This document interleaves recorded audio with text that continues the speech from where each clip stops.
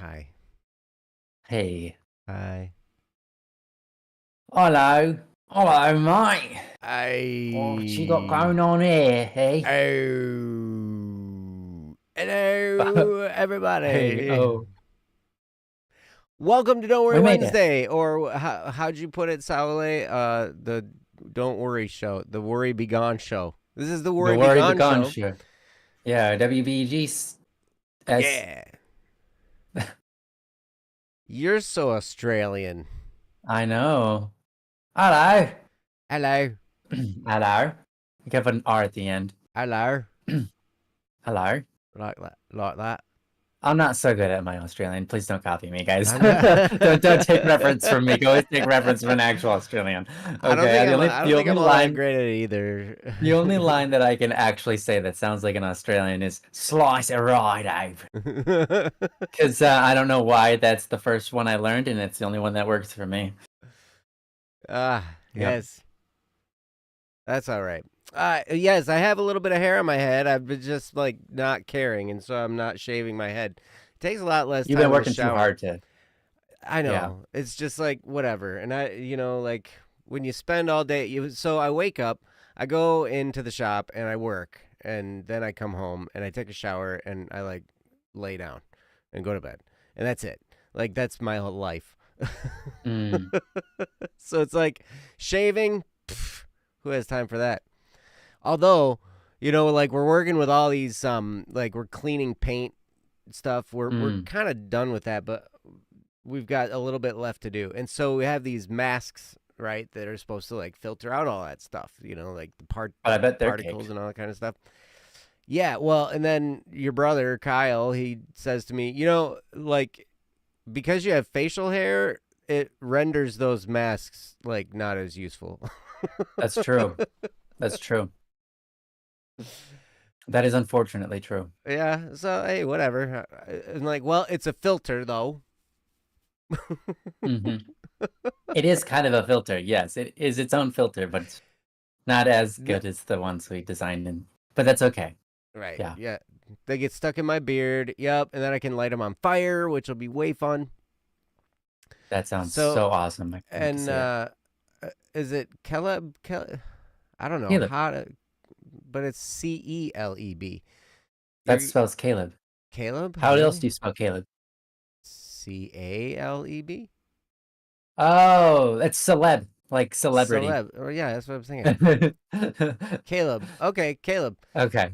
You're growing a beard too. Sweet. It's a good thing. I tell you what, you get past the itchy phase, and then it's great. Yeah. You know what I'm talking about, Ryan? Good. Honestly, or maybe yours. I've had a beard for so long, it doesn't itch. Yeah. Yeah, not anymore.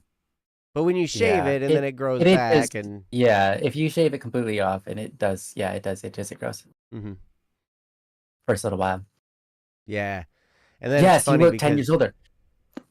Absolutely. If I used to do this thing when I was working at Taco Bell, which is many years ago now, but I would shave my beard and I would put all my hair underneath the hat, and I would de-age from looking like I was, I don't know, like I was 18 all the way down to 12. And I'm 34 now, all right? If I put on a hat and I shave my beard, I look like I'm like 19, 18 years old. I look like a child. Yeah. It's crazy. No, you look like 11. Yeah, that's probably true. I do. I look so young. Ridiculous. But that's okay, man. Yeah, no, there's nothing wrong with it. 11. Yeah, there's nothing wrong with it. I'm just saying, wow, having a beard really ages you. Like, yeah. Yeah, that's okay. Y'all can have your baby faces. I'll be the old-looking 29-year-old guy. Yeah, at least you're still 29. I know, right? I can look much older, but like whatever. Actually, it's funny. Like, you look good. What's that? You still look good. Oh, thank you. Even at your age of what, 29 and 29? No, not that many times. I haven't been 29 that many just times. 29 and 29 seconds is what I meant. Maybe 29 days. That sounds better. I did have one of Mm-hmm. the when I was still shaving. I'd like to see what he says now. But one of the other dads at my kid's school that I've known for a while, he said to me, it was probably like a couple months ago. He's like, "Man, you haven't aged a day. Like, what's your Mm. secret?" And I'm like, I don't know. Be really, really stressed out. I know the things that everyone says don't do. Stress. No. Sleep like 4 hours a night. Get really, really stressed out. Work your tail off, and yeah. Mm-hmm. Exactly, Neon Blue. The secret is always being 29. You just say it. Mm-hmm. Yeah. And then, yeah. Mm-hmm. That's right. Although, I don't know. It's probably a lot of it has just to do with the energy that you exude, right? And I Mm-hmm. still have a fair amount of energy. Like, I'm not, I don't know, whatever. I don't know. Mm-hmm. It's what it is. So anyway, welcome to Don't Worry Wednesday, guys. It's great to see you all. It's great to be here with you all. I'm excited to be here. I'm glad to actually have been here now 2 weeks in a row, or maybe three. I don't know. It's been for a while there. I Yeah, was I think it's not been at here least very three. often. I was here Mm-hmm. like every other week at most, and then yes, you look 50. Uh, Mm-hmm. Pretty you good. 50-year-old. Yeah. Right, Ellie, I like your joke. My friend used to hate facial hair, then it grew on him. I'm like, Yeah. Yeah. That's. dad joke. Mm-hmm. Love it. Yeah. Yeah. So anyway, so this is a show that's all about you guys, your guys' topics, the stuff you send us in the chat. If you scroll up in the chat, you will see a link to our website, don'tworrywednesday.com. You can click that, or Mm-hmm. you can just type it in. You can type don'tworrywednesday.com. That's right. Just leave out the apostrophe between the N and the T and don't, because That's right. your computer will get confused if you put an apostrophe in a URL, I think. Yeah. Yeah, it does. It sure So, does. I tried. Because the yeah. first time someone said it, I was like, wait, there's an apostrophe. Pressed enter. That didn't work, guys. So Yep. I was like, I don't understand. Yep. Yeah. So yeah, Leave so out the apostrophe. go to the website, go to don'tworrywednesday.com, click the submit a topic button, and we would love to do your topic. We are not professional counselors, we're not professional attorneys, we're not professional police officers or judges or politicians, thankfully.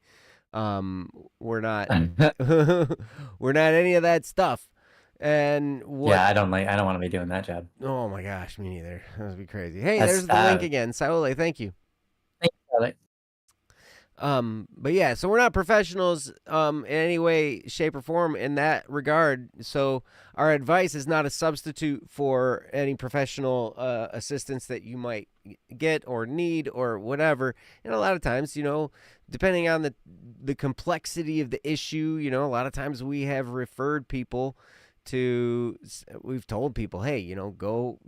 You probably want to find a counselor, because some of these things you need to be able to explain all the details and then have somebody who knows you Mm-hmm. well enough, after a little bit of time, they can give you more specific advice to what it is that you're actually dealing with, because sometimes there's a lot of other Variables. exactly variables, complexities, nuances to all these different Mm-hmm. things, and so it helps to um have somebody who can give you specific help.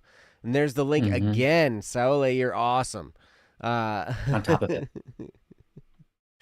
Yes. So you can click either one of those links, don'tworrywednesday.com, and you can go to our website and fill out the form and submit a topic that way. Or you just send us a message on Discord, although it might be a while before I get to it if you send it to me. I'm not at my computer very often anymore, at least for now. As some of you, I feel bad, man, because I'll turn my computer on and I'll open up Mm. Discord. Well, my computer's always on. It's funny. I always have the little moon shape next to my name, kind of like Mm-hmm. you, like both of us Mm. are kind of in that same Yeah, I boat where think it's I like, Yep. Sorry You about s- that, guys. I you think I s- might have started that. you started that. Yep. And then it was, Yeah. but then, so my computer's always on, but my Mm-hmm. monitors are generally off because I'm not home.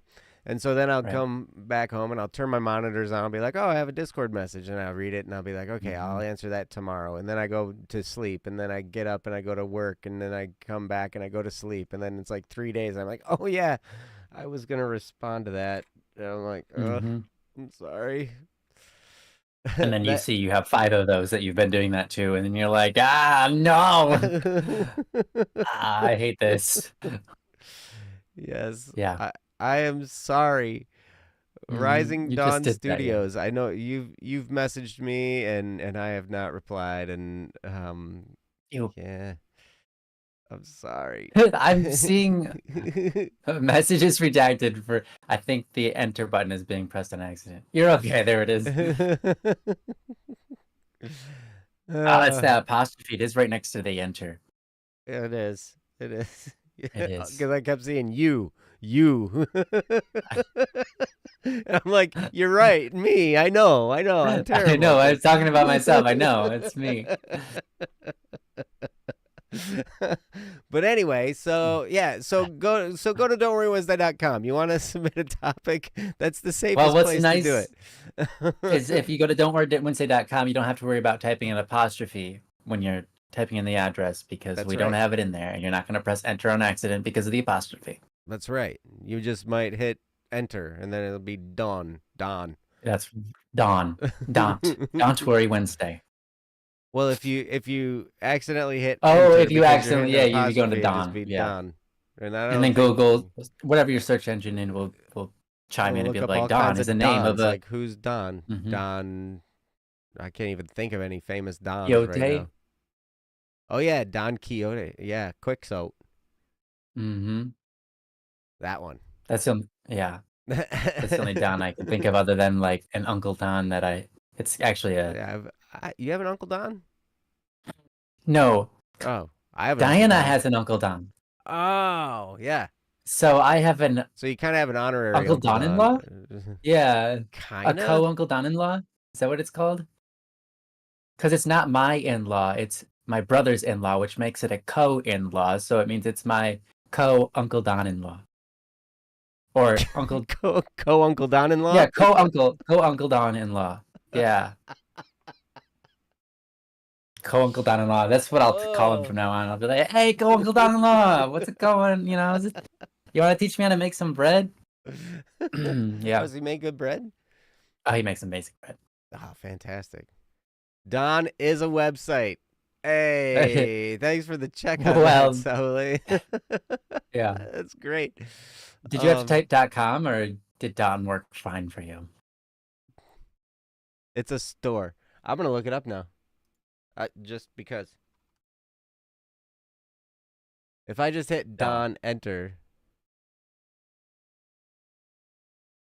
Don.com, home, Edward Don and Company. What is this?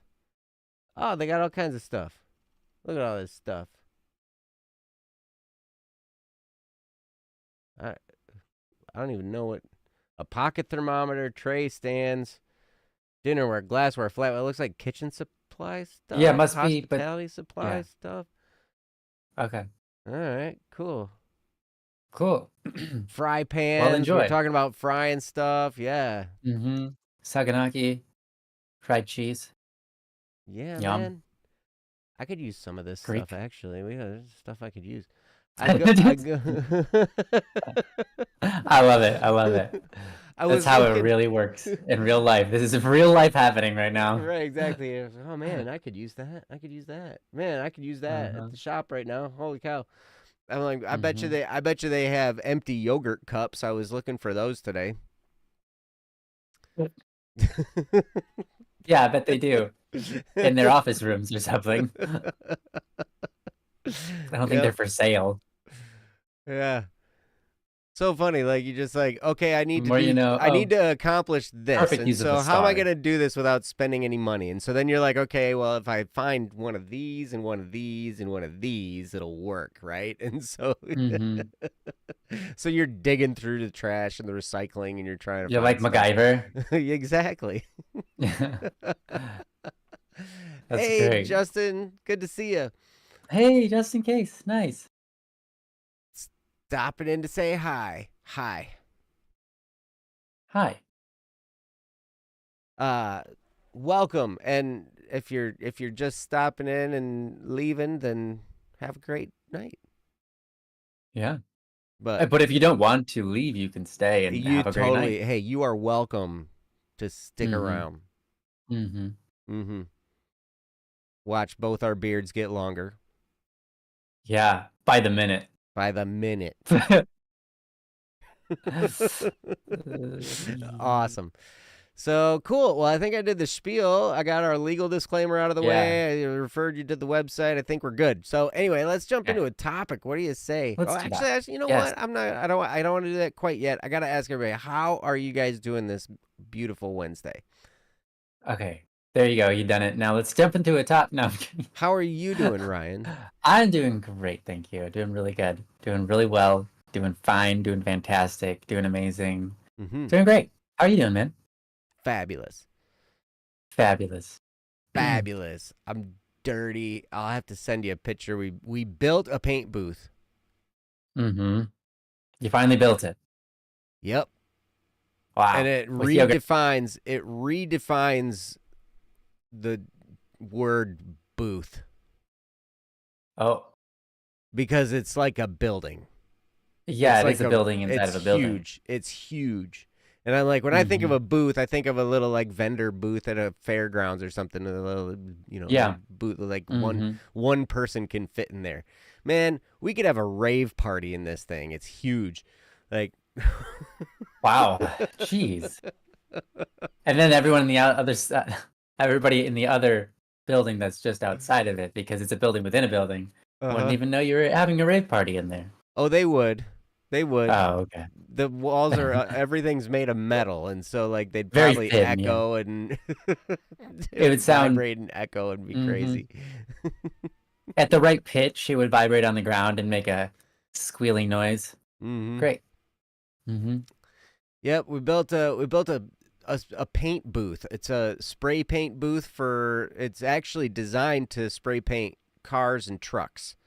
So like for when you do body work or whatever, or even have a newer car and you need to paint it, like it's a basically a room for that. And so it's got huge fan, all these filters, all this stuff, and so it'll suck all the air out and filter it before it gets to the outside, and it's all EPA approved and all this kind of stuff. Because we started a cabinet business, and that finishing them is part of the process, and so we needed to be able to do that, and we're in an area where we needed to make sure we did a good job, you know, cleaning, not putting a whole bunch of toxic stuff out into the air, and so Mm-hmm. we had to make sure it would be good. So anyway, yeah, so we built this huge thing. It's so amazingly huge. I couldn't even believe it. I think I'm really liking what people are saying in the chat. I like the idea of Detective has a whole Gandalf beard. I want to see that, and I also want to see that on Keiko, so that they can be a team where they just, Keiko and Detective Keiko Detective. and Detective with just Gandalf beards. It's great. What about one of the younger girls? What Meteor? Oh, okay. So yeah, there's Furuto and Naruto. Morime and Who's the other one? Kariko? yeah, Kariko. That's it. Yeah, Kariko should also join the game and get a full beard. That's what it is. I would say Morime would be the more likely. Morime, yeah, that's true. Morime would be the one with the beard. I agree, actually. She's definitely got the one that with the beard. wizardry, Mm-hmm, yeah. Which one's the one with the big bow? Is that Kariko? Mm-hmm. Yeah, she's got the big bow. And so Yeah, she's got the big bow. that would be Maureen needs a hilarious beard. with the big Mm-hmm. bow and a big beard. That would be. So you wouldn't be questioning at all her identity and gender or anything like that. You'd just be like, no, it's just her with a beard. Mm-hmm. She hasn't lost the bow. She hasn't lost her character. She just has a really big beard, and she's a wizard now. Watch her do magic. Yes. Mm-hmm. The magic's in the beard, guys. Is it really? I just said it, so it must be Yeah, true it must now. be true. Yeah. I don't know. I said it though, so therefore, yeah. Ellie's gonna draw it. Oh wow, that's gonna be great. Oh, Do can it. you Do paint it. my car in the cabinet booth? Can you fit a whole car in there? Yeah, we can fit a truck in there. That's great. It's like, okay, so it's like Ellie, I'm looking forward to it. It's 15 feet wide, 20 feet long, and That's right, Ellie, they do. It's 15 feet wide, it's 18 and a half feet long, and it's like 12 feet tall. Jeez. That's actually very large. Yeah. It's huge. Now here's the thing. Yeah, there's nothing wrong so with bearded ladies. We could paint your car in that booth. We absolutely could. Getting your car into the booth would be a challenge because we've got 2 garage doors in this shop, right? So we could, and I have before driven a car through it, like driven my car through all that kind of stuff. But now we've got all kinds of machines in there. We got all, like big woodworking machines all over the place. And so getting from the garage door, getting a car, like driving a car from there to the booth would be difficult.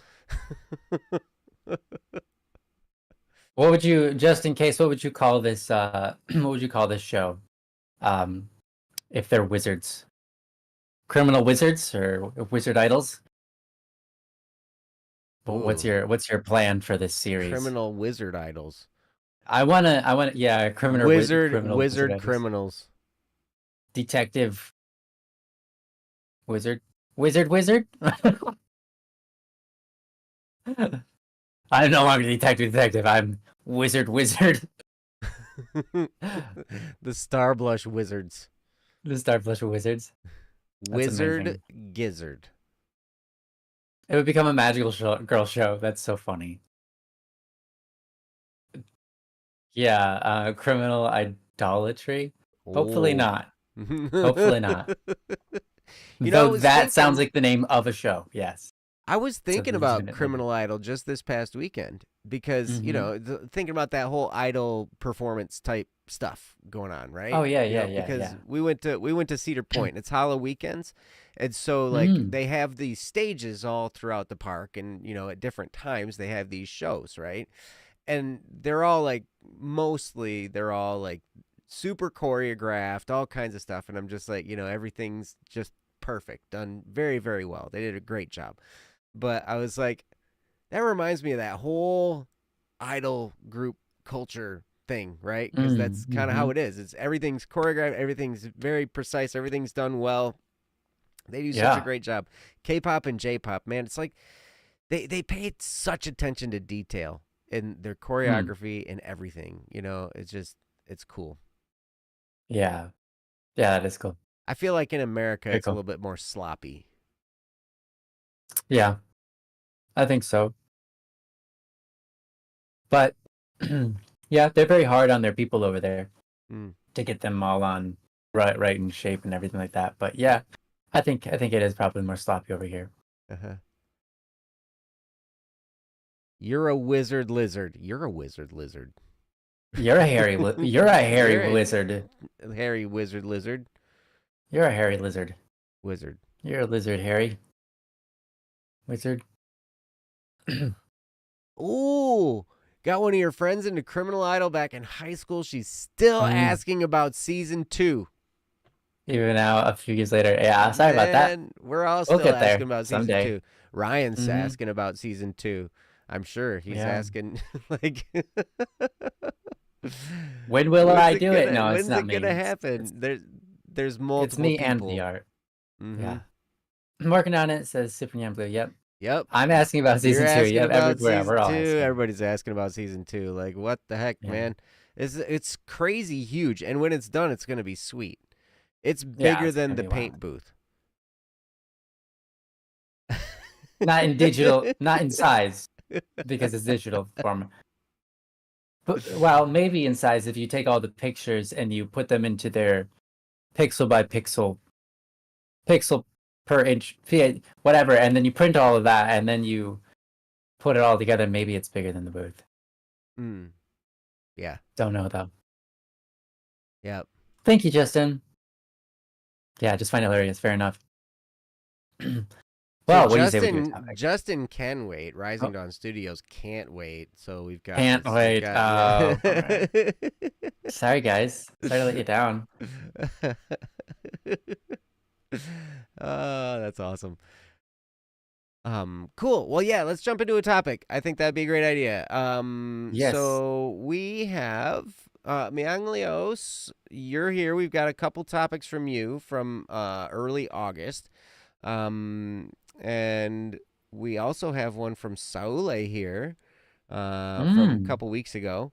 So I think we probably Mianglios, are you still here? I saw you in the chat. If you're still here, maybe we'll do one of your topics. I think that'd be really cool.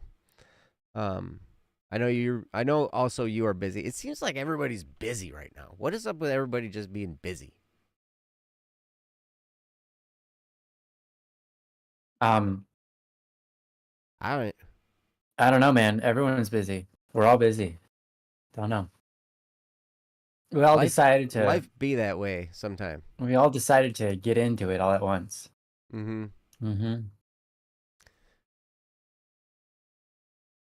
Awesome. Okay, cool. You're still here. Sweet. All right. So, would you prefer us to do how to adult or resisting negative influence? Because those are the two. There's technically another one down the list, right?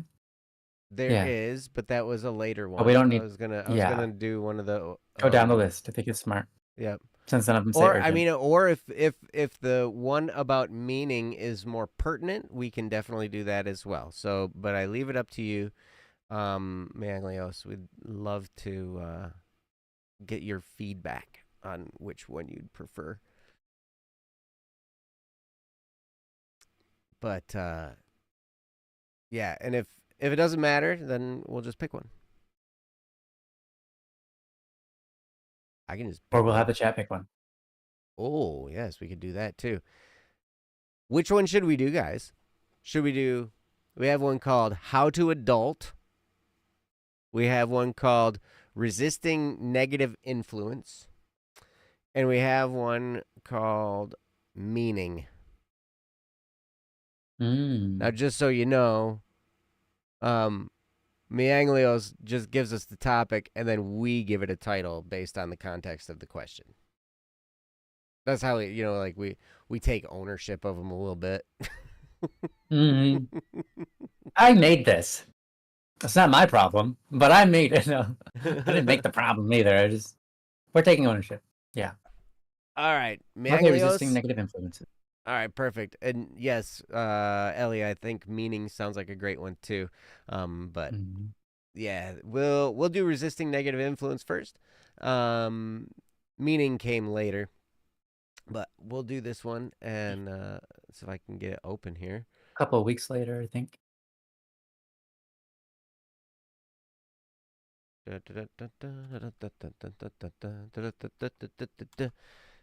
Let's see. So yes, and the key to doing any of this is you have to like hum to yourself. That's just how it works.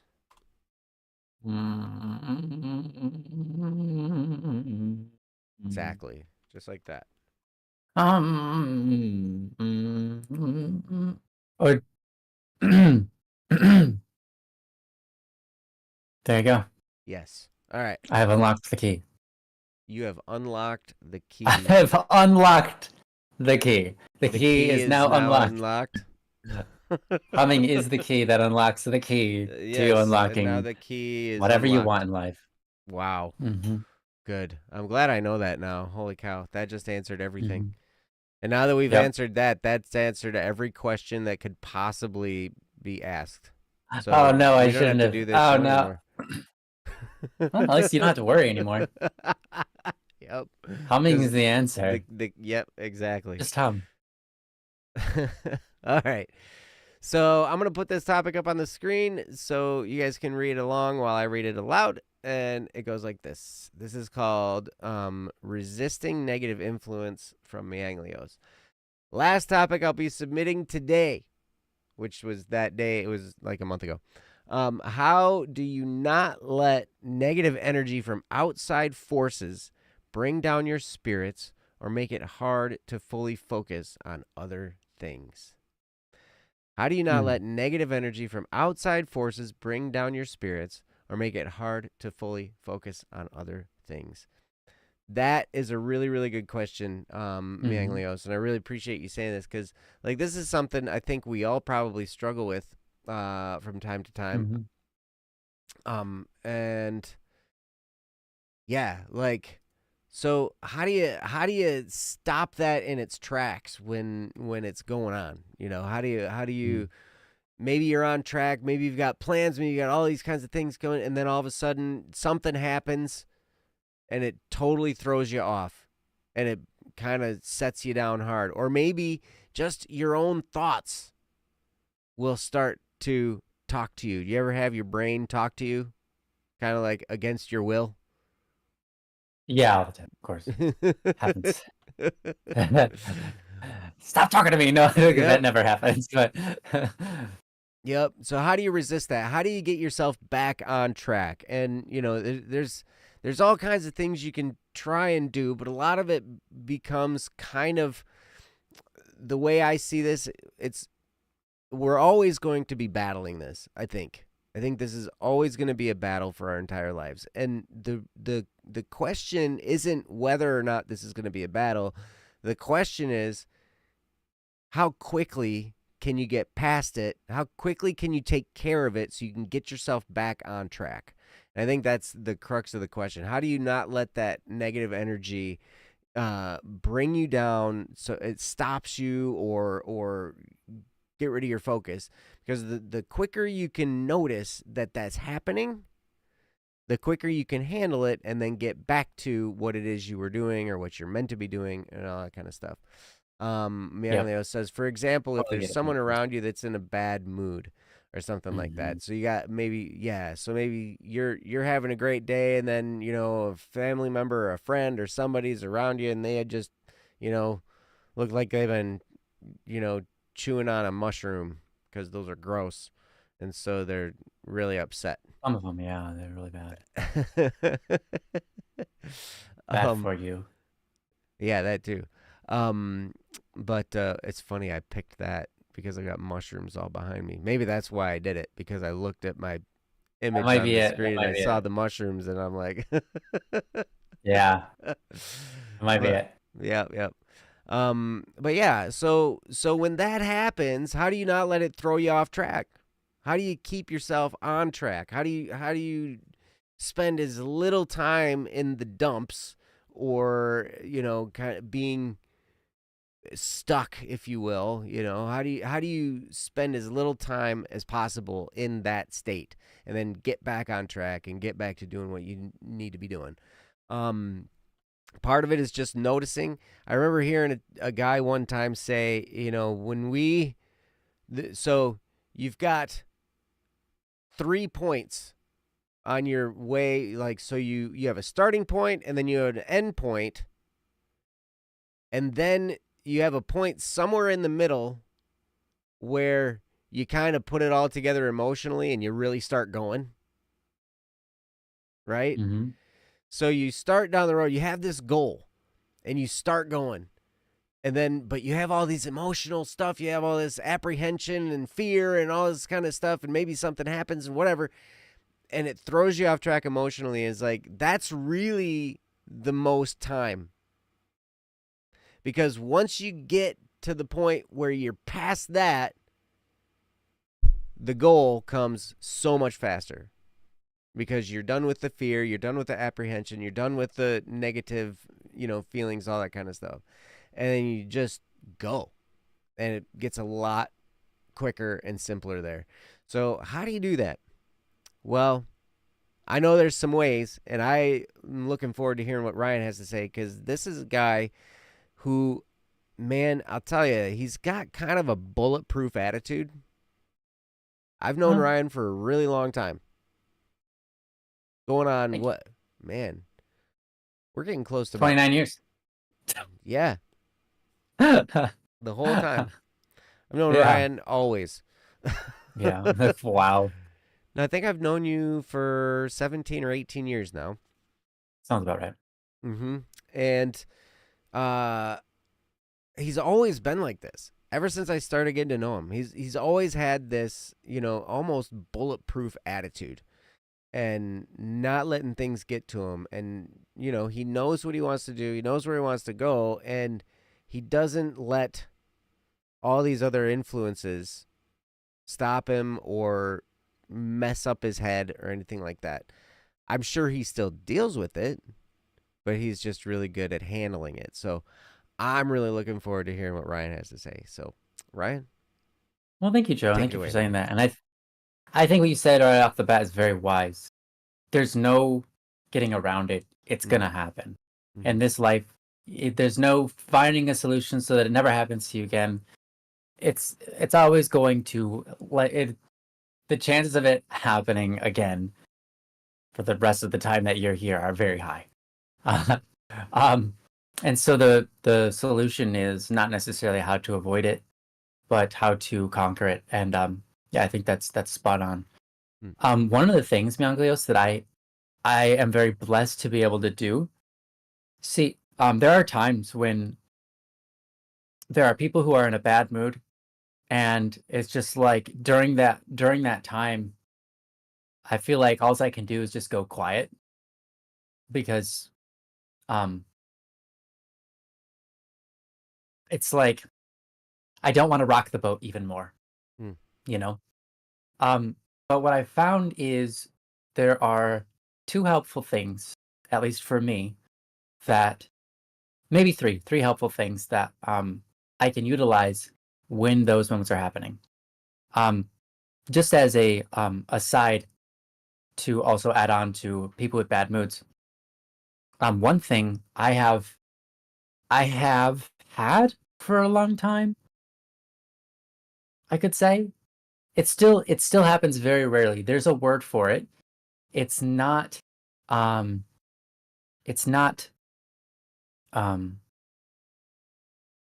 it is like a trauma, but it's a reaction to an experience.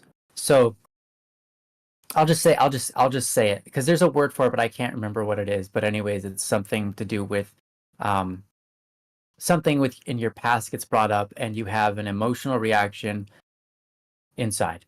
Okay. It's kind of like a trauma, but trauma's not the right word. Anyways, so when people get angry, or when I hear people who are angry that aren't even near me, I just hear someone that's angry, like they're shouting. And I'm like, I could be like, a quarter of a mile away. I hear it. It triggers in me an emotional response that comes from my childhood, which is kind of like I feel immediately oppressed and like I need to just shut down. And that's because when I was very little, I had a angry alcoholic father who was very, very, very angry and shouted a lot. And when he would get angry, it was his way or the highway because he would just pick you up and throw you if he wanted. So, and he did one time at least, pick me up and throw me across the room when I was 2 years old, which is not something you do to a 2-year-old. So, anyways, not holding that against him. I'm just saying my experience from my childhood gave me a type of trauma that even triggers today. So what happens with either of those things, whether it's just someone who has a bad mood, or someone has a triggering does something that triggers a response in me emotionally. How do I counteract that? And I'm not gonna say like I know what to do. Do follow me, because I mean we're all different people, and we all need to kind of grow in this our own ways. And how we solve these things, there are people who might solve them better ways than I do, but I can just tell you the ways that I work around them. So I've got sort of three solutions for you. Okay. Solution number one, and I think this solution is applied every time. Okay. Get in your own head. Get in your own head. Like, the first thing that I do when someone else has a bad mood and I start to feel impacted by it, I start to feel like I start to feel annoyed because they're annoyed, or I start to feel like I have a bad mood. I'm sad because they're sad, whatever. And I don't think that that's helpful. I get in my own head, get in my own headspace. And what does that mean? It means recognize reality. Recognize that that's their mood and it doesn't have to be mine. That's their mood, and the energy that they're putting off, that bad mood, doesn't have to affect me. What? Why? What? Oh yeah, because it did the hand thing. I have to figure out how to. Oh my goodness. Okay. Oh. Okay. Man.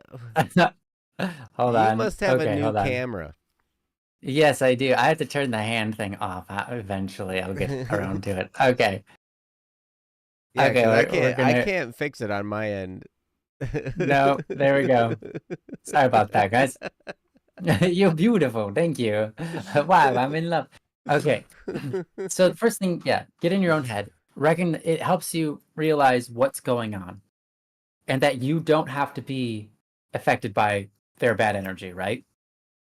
Recognize to think they're having that bad mood, but that's not my reality. That's not like real for me, in the sense that I have to have a bad mood. I don't have to have a bad mood. I can have a happy mood if I want.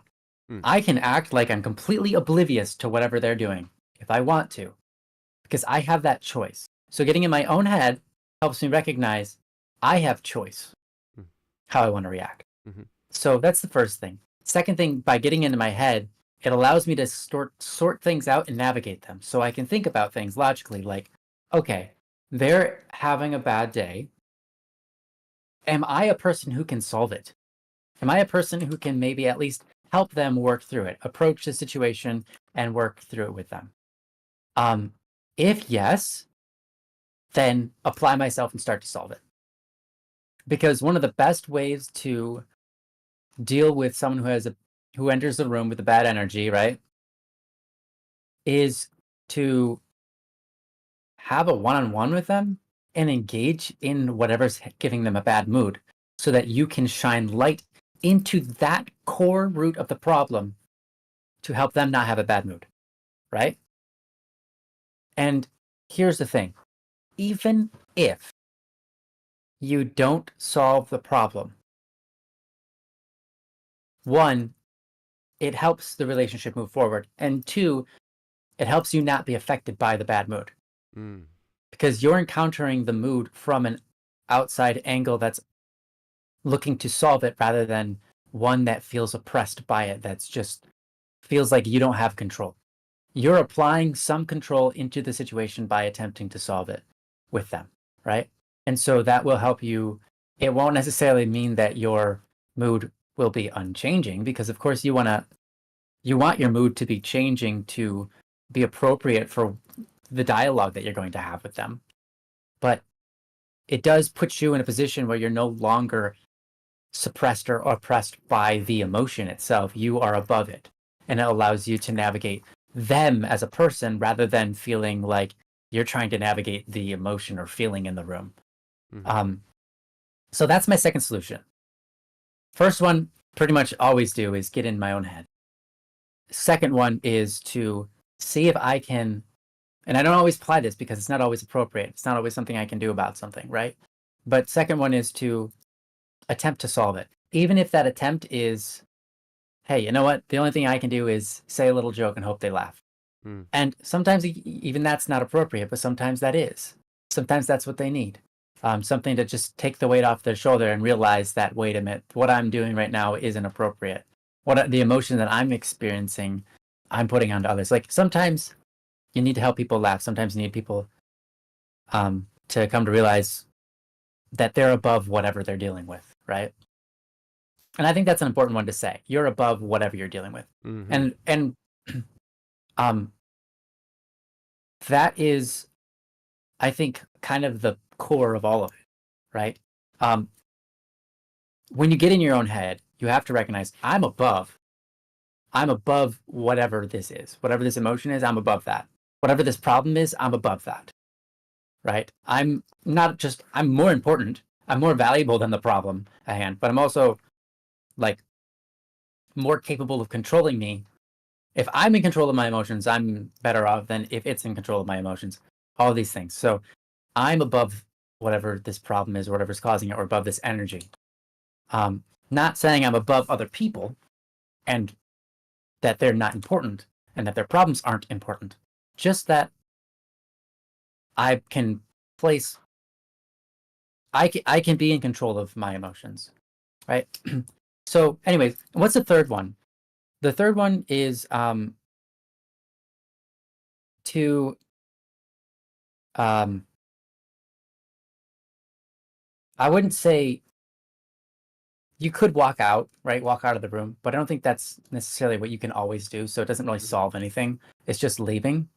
And Right. if you feel like you can't solve the problem, so you're in a position where it's like, well, I can't solve the problem. I can't do anything about it. I can't really talk to the person. They're just making a bad move for everybody. Like, let's say, I don't know, you're in an environment where you're working and you've got coworkers and your boss comes in and they're angry, right? Or they're really down and out. And it's like, it's not in your, you're not in the right position to do anything about it. Everybody in the workplace is like keeping their heads down because the boss is angry, or upset or whatever, right? Like that happens. Or in school, your teacher has a bad attitude that day. What are you going to do in the middle of class? Like, what, try to solve it? Like in front of like, it's not going to work. It's not a good idea, Mm-hmm. right? And so there are occasions where you're not in the position to solve it. Um, you can get into your own headspace, but what do you do to get beyond the position where it's like, well, now I have to act a certain way because of their mood. Okay. Um, the best thing you can do is be respectful and recognize that whatever they're going through must be hard on them. So when you have that feeling of compassion, when you have a feeling of compassion, sincere compassion, and I say the word compassion because that word is important. Um, Compassion is a virtue. Um, a lot of people say empathy and sympathy. People put empathy above sympathy, which is kind of silly. Compassion is the root of those things. You don't want empathy without compassion. You can. I've seen it. Someone has a meltdown. This other person who has nothing to do with it watches that person has a meltdown, and they have a meltdown. That's empathy without compassion, right? So you want compassion. Compassion is important. And Mm-hmm. so when you can experience someone's sorrow or anger or whatever it is that's controlling them in that moment and bringing that energy into the room, and you're afflicted by it, how do you ward it off? Compassion and mercy, which kind of go hand in hand, right? But to have compassion, to have compassion lets you look at the person, recognize what they're doing, but also recognize they're not, first of all, they have no intention of causing all the damage that they're causing. They have no intention of wanting to be oppressed by this emotion, but they are, and to feel that and feel sorry for them in the right way, um, acknowledges, again, your position to not have to be involved with it. So if I'm, let's say, in a classroom, the teacher comes in and they have this problem. If I can get my mental space into a position of compassion for them, I won't feel down and out anymore. I won't feel oppressed by their anger. I won't feel that. Instead, I'll feel compassion, which is a form of love, which is one that is building, right? And so my compassion will allow me to work in my environment. I've got work to do at school, whatever. I'm just writing stuff down, and I don't feel the negative energy passing through me like it's worrisome, like it's oppressive, like it's trying to dominate me, whatever. Like, I don't feel that energy. Instead, I'm filled with compassion, which gives me strength, which gives me the ability to look at the teacher with love and receive the teacher with love, rather than receiving the teacher with like a whole wall of please don't let your emotions affect me in my day. I'm not saying by having compassion you're allowing their emotions to affect you. Really, you're not. You're allowing them to make you feel a certain way for them. Like, I feel bad for them that they're having a bad day. That really stinks. I wonder what's going on in their life. That's really unfortunate. I hope everything is okay with in their family, and you have those thoughts, and that brings you to a state of love, which is a state that rises up your emotions and carries you through. So if you have work to do, that's not a problem. If you're sitting at the dinner table, someone comes, sits down, you're in a group of people, you don't have time to really solve the problem and work it through with them, because you're not on a one-on-one. It doesn't feel like the right time. That's great. Receive them with compassion. Receive them with compassion. That doesn't mean that the attitude will be happy and joyful. It doesn't mean that the attitude in the room won't be affected by them. But it does mean that the attitude you're exhibiting in response to them will be one that combats and lifts them and the rest of the table up. Okay? So, oh my gosh. Hi. Okay. I really have to figure out how to turn that off. Hey, but Anyways, you got it fixed like really quick yeah, that time. yeah. So anyways, by having compassion, like, I know, like, this has happened to me many times. Someone comes in with a bad attitude and they're like, this person, blah, blah, blah, that person, blah, blah, blah. And I respond with a compassion, not in a way that confirms them and their bad attitude, but in a way that's compassionate, right?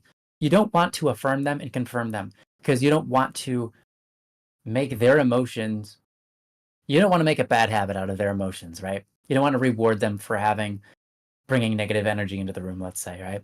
And so if you respond to them with compassion, it might sound something like, I think about those people who you're referring to and how they did that to you, which is terrible. I can't imagine why they would do that. They must be having a really rough day. What's been going on in their life, whatever, You can be compassionate towards the third party that caused the anger issue. And if you can figure out how to do that the right way, it changes the perspective and it lightens the mood. And maybe it doesn't lighten the mood, but it puts them back into their place so that they're not spewing their emotions over you, trying to oppress you with them. Instead, it holds themselves back and recognizes there's someone who's it's like they're coming at you in battle with a force of energy, and your response of compassion also is compassionate for what caused their energy to be angry in the first place, or whatever, or sad. And then they feel like, oh, I'm the one that has to kind of simmer down here, because there's someone's opposing me, and there's this sincerity and there's this charisma in them that I suddenly feel weak to, right? That's kind of how it is. And I know that's a weird cinematic to play out, but that's really what happens.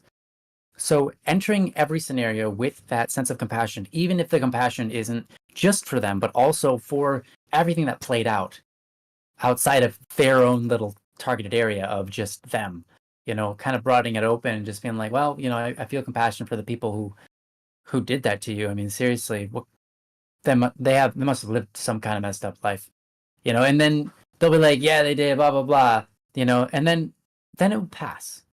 It'll go. It'll be gone soon. But anyways, those are my pointers. Get in your own head. Address if you can solve the problem or not, and if you can't, if you can, attempt to, because that allows you to lighten the mood, because it gives you a position of control where you're not affected by the mood. You're becoming the mood setter. And 3, always apply number 3 probably. That is to have compassion, and compassion is going to be also a mood setter. It's one that changes everybody's mind to your tone, and your tone is compassion, because no matter where they're at on the spectrum of emotions, they can find their way to compassion.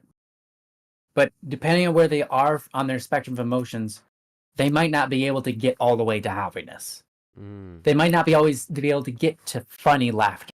They might not be able to get all the way to, hey, let's think hard about a fun idea. They might not be able to get on the far reaches. But compassion is somewhere in the middle. And no matter what emotion you're kind of feeling, compassion at least should be close by. At least you can help them navigate by your compassion from one emotion to the next closest emotion that's better, to the next closest emotion that's better, to the next closest emotion that's better, by way of compassion, which helps navigate that with them. And again, that sounds like problem solving, but it isn't always. You might not be solving the problem at all. You might just be sidestepping the problem with compassion. Right. But that's still useful. So anyways, with all that, I'm going to give it over to Joe. Wow. Well, thank you. And I think you're right. I think the better we can do at wrapping everything we do in love and compassion, and, with any way that we would respond, if we can fill our hearts with love and compassion throughout any of this stuff, it's going to help things go a lot smoother. It's going to repair relationships. It's going to, there's all kinds of stuff that's going to, be helped just from having that attitude. So I love that you kind of wrapped it all up with that last bit of having compassion, because that really greases the skids for anything that you might do in the situation. Yeah, that's true. That's true. Yeah, we had some stuff in the chat here. Neon Blue says,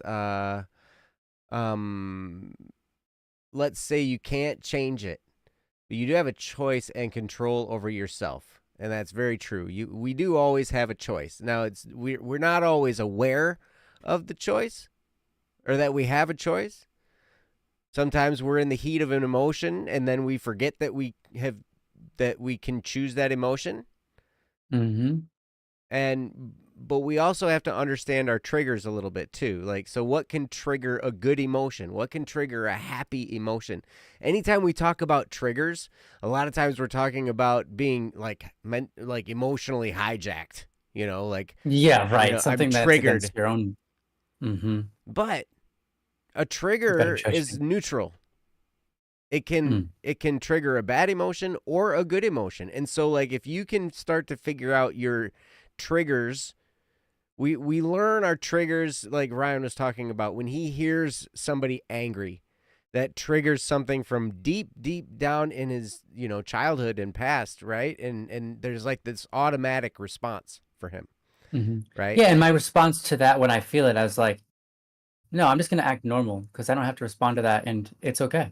And then when I do that, I get back into my own head, and only takes half a second, and I'm okay. Like, it doesn't even take half a second. It's like a microsecond, But it doesn't mean I wasn't triggered. Right? Exactly. Yeah. Exactly. But a lot of times when we talk about triggers, we're talking about something that sparks that bad emotion like that, right? But there are triggers for good emotions too. We can trigger ourselves to have a good emotion. We can, when we start to see ourselves go down the path. Now, here's some things that I've learned to do in these situations when something has come up and it's starting to make me feel emotional, or it's starting to throw me off track or whatever. And there's all kinds of triggers that I have learned that I have. Before, it's just like all of a sudden I feel really crappy, or I feel really angry, or I feel really sad, or I feel whatever, and I don't really know what happened. But then I start to learn, oh, this is what happened. This is why that trigger exists. Now that I understand it, I can move forward. I can try and deal with it and make it better, right? So, but we have triggers for positive emotions too. It's like I said to Super Nyamlu, I said, just make me some brownies. That's right. Yum. Good And positive emotions. and she said, giving people things does make me feel better. That's a trigger. Mhm. That's a trigger for doing, for making you feel better. And having compassion and love and all that kind of stuff is great. If I'm feeling really bad about something, I try and do something for someone, even if it's silly. Like I'll go to the store, right? And I love doing this because pretty much every store now has automatic doors. At least the big stores. They have automatic doors. You don't have to touch a door handle. You just walk in front of the door and it slides open, right?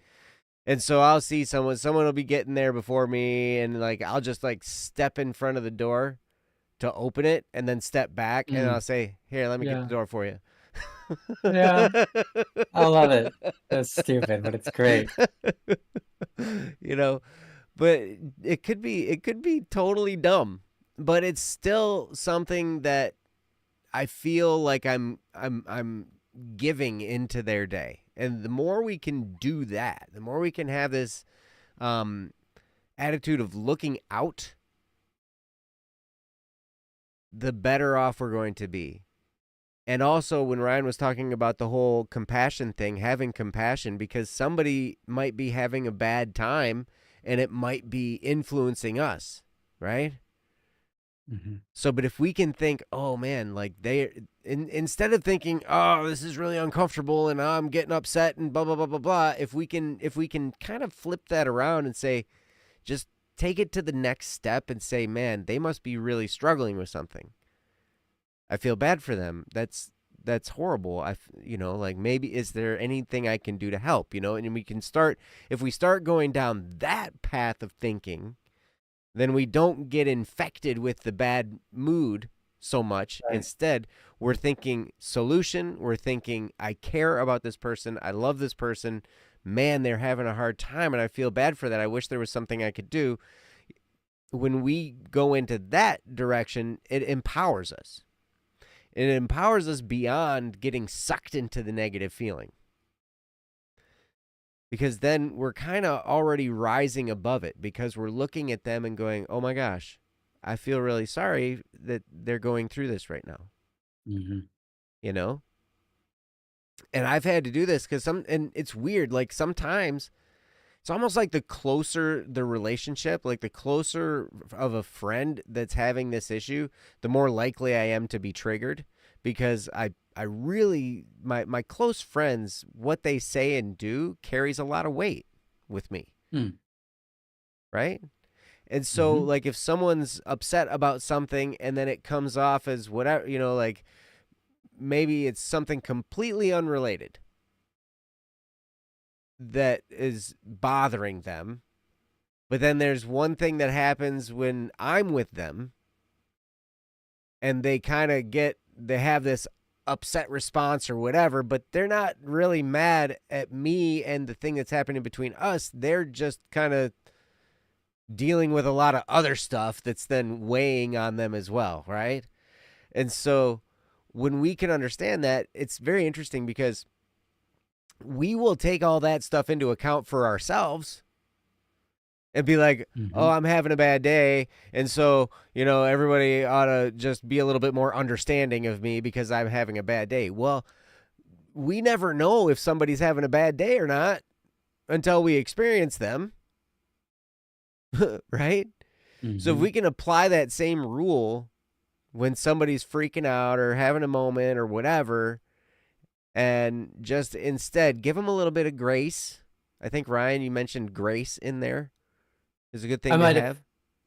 I might have said mercy or something like that, but Yeah, yeah, exactly. grace is good. Grace, if we can have that and just say, man, I bet they're having a bad day. Mm-hmm. It unlocks the compassion. It takes us, it removes us from the situation totally, from the emotion of the situation. And Mm-hmm. we can think more clearly, and then we're not connected to it. One of the things that so this is going to be a process, Myang as you learn to do this. You're going to have moments where you fail, you're going to have moments where you try, you're going to have moments where you forget. You're going to get caught up in the emotion, and you're going to forget anything that we talked about or anything that you thought maybe I'll try this, but when the emotion hits, it's tough to remember those things sometimes, right? Mm. So we get kind of caught in that, and it's not until maybe a little bit after that we can rein it in and help ourselves get out of it.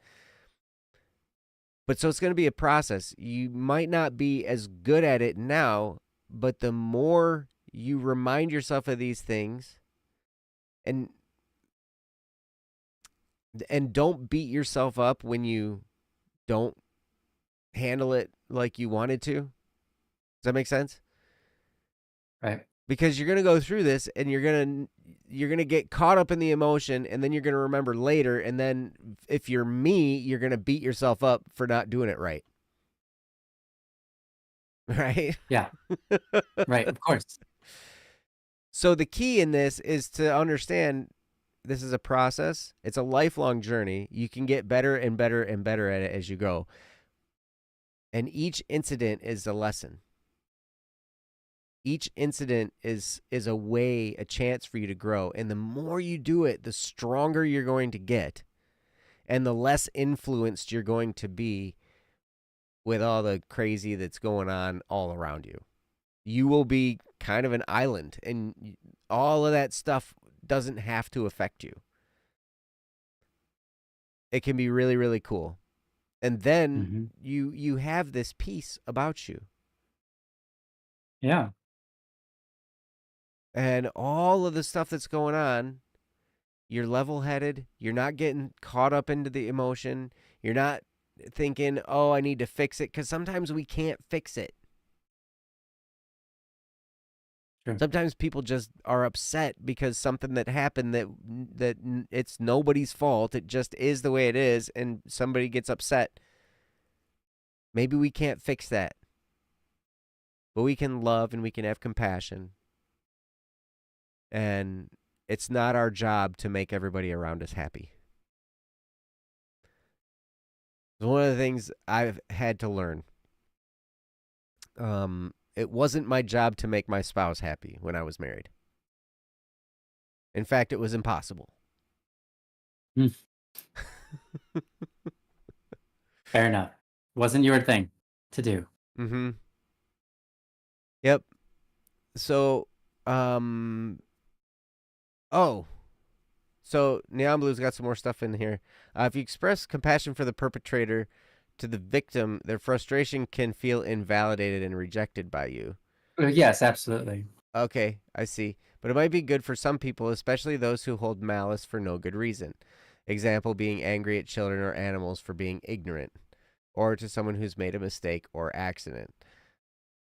Mm-hmm. Yeah, yeah, that's a good what's the word? Caveat? Mm-hmm. Yeah. I completely agreed, of course. Not everything's going to work on everybody, so you kind of have to gauge them, and that's part of Mm-hmm. the difficulty. But at least having compassion allows you to begin to engage and sort of put you in a position where you're not manipulated by them. Instead, you're the one in control of you, Mm-hmm. at the Yep. very least. And understanding how people are can really help. There are lots and lots of books out there. I remember when I understood personalities, that helped a lot for me. Especially if I'm dealing with outside influences and all this kind of stuff. There's a book called Personality Plus by Florence Littauer. It goes through the four main personalities that we have. Also, there's if you do Myers-Briggs test, I think 16 personalities is the website, 16personalities.com maybe. And they Mm-hmm. have all these different things, and you can start to understand the more you learn about different personalities, you see these traits exhibited in people if you pay attention. And so then when you start to see that, if this is a person you have regular contact with, you can learn how to help them adjust their attitude or kind of influence them in a direction. You start to learn what buttons to push. Mm-hmm. Right? For example, our BSS president, Steve, he went to Cedar Point with us this past weekend, and Steve is a choleric. He's a powerful choleric. He drives hard, and he's, you know, he doesn't take any crap. Yeah. He That's can right. come across as angry, but he's generally just aggressive and focused. So he's not necessarily taking something out on you, but he's also not sugarcoating anything either. He's also not he's not padding it at all. He'll be blunt and he'll be upfront with you, and he'll be like, "We got to get this done. We're gonna go. We're gonna go this direction." Right? That's his type of personality. So here's one of the things I learned about that personality to push the buttons to help them over the hump of fear, or to help them over the hump of, maybe they're apprehensive about doing something, or they lack a little bit of belief. I've learned that all I have to do is just say, "Hey man, if you don't think you can do it, that's okay." Yeah. Because that's a challenge for someone in that personality, right? And it doesn't work the same for other personality types. For other personality types, that's a way out. And I'd be like, "Hey, if you don't think you can do it, that's okay." And they'll be like, "Phew, good, I don't have to do it." Yeah, right. That's so true. But for Steve and his personality, and I remember I told my son this too. I was like, "Look, if Steve's acting like he's afraid to go on any of these roller coasters, all you have to do is say to him, 'Hey man, if you don't think you can do it, it's totally okay.'" And then smile and watch him like turn red and get on the ride. Yeah. That's right. That is right. Because he's going to be like, "I'll show you. You're telling me to think I can't do something." Isn't that so funny? It's so true too. Yep. It's great. But we can learn how to push people's buttons. Another one that can help with this also is the 5 love languages.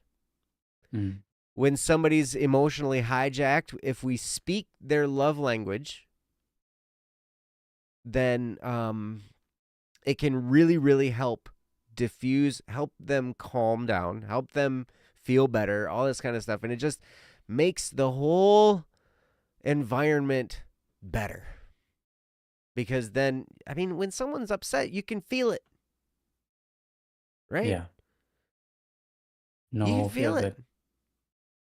Like you're in a room of like a bunch of people, and if somebody's upset in there, you can sense it. And then how do you get through that? Well, interesting. Another example of one of my kids is, I've had to learn this also. One of my sons has physical touch for a love language. Right? And that doesn't mean, like all lovey-dovey touch and hugs all the time and all that kind of stuff. It could just be like, hey, just giving him a light punch on the shoulder, like, "Hey, attaboy," whatever, or patting him on the back or rubbing his head or whatever, just touch, some kind of physical contact. And then when I can see that he's getting upset about something, one of the things I'll do, he's very good at control, but he's also, I fear that he's like me in the sense that he's going to be bottling things up, right? So when I see him get upset, and I can see it, and then he'll just kind of walk and be quiet and go sit somewhere and whatever, I might just go over and put my hands on his shoulders, right? And just kind of, and I can feel the tension just kind of ease away, because that's how he feels loved, and so that makes it better. Does that make sense? Mm-hmm. So these are ways that you can help the other person, and then in turn, see, one of the reasons I wanted to go through some of this stuff is because it takes you out of your own mind. Ryan talked about getting in your own head. Yes, that's important. So I'm going to take the opposite track because it's also important. Once you understand, once you get in your head and you understand how you operate and you understand how you can kind of help these things work, right? It can really help ease things out if you are out of your own head and you're focused not on how you're feeling, but on how somebody else is feeling. If your focus is outward, right? Doesn't mean you have to fix everybody's problems for them, but it can, when you have that outlook where you're looking out toward the other people around you and you're trying to serve, trying to help, all that, what I can do is it greatly diminishes any type of emotional response you might have in yourself. Does that make sense? So anyway, that's why I was going through all these kinds of things, because I wanted to help you think in terms of the other person that's out there, right? How can I help this situation by helping them or by understanding them or whatever? To do that takes your mind off how you might be emotionally hijacked and keeps you focused outside of yourself. That doesn't mean you don't deal with the feelings you have inside you. Of course, you know, those are things to understand, those are things to learn, and those are things to learn how to deal with. But this can kind of smooth things out for you. I hope this is making sense. I hope I'm not just like saying random words. Mm-hmm. I think we're good. All right. Cool. So yeah, and then the other thing to just keep this in the back of your head. I remember my therapist telling me this, and it was, emotions are like the weather. They come and they go. So emotions are temporary. This emotional thing that you're dealing with is temporary. And if you're feeling triggered and you're feeling this negative energy and it's bringing you down and it's stopping you and making you feel stuck, one of the best things you can tell yourself is, this is temporary. This, you know, other people have said, this too shall pass. This too shall pass. Yep. Mm-hmm. Because it will. And this emotional response you're feeling is not going to last forever. And I can remember that I did this to myself just recently. In fact, I think it was 2 days ago. 2 days ago, there was a little bit of a conflict, and I was feeling kind of bad about it. And, you know, we were working things out, and there were 3 people involved and all this kind of stuff. And we were just kind of all like, you know, there was this just bad feeling about it. And I remind myself, okay, this, you know, feelings are like the weather. And then I thought in terms of, maybe I can trigger some good emotions. I'm understanding how my negative emotions are being triggered. Maybe I can learn to trigger good emotions. And so I look back through some pictures. I've got 14 bazillion millions of pictures in my Google Photos account.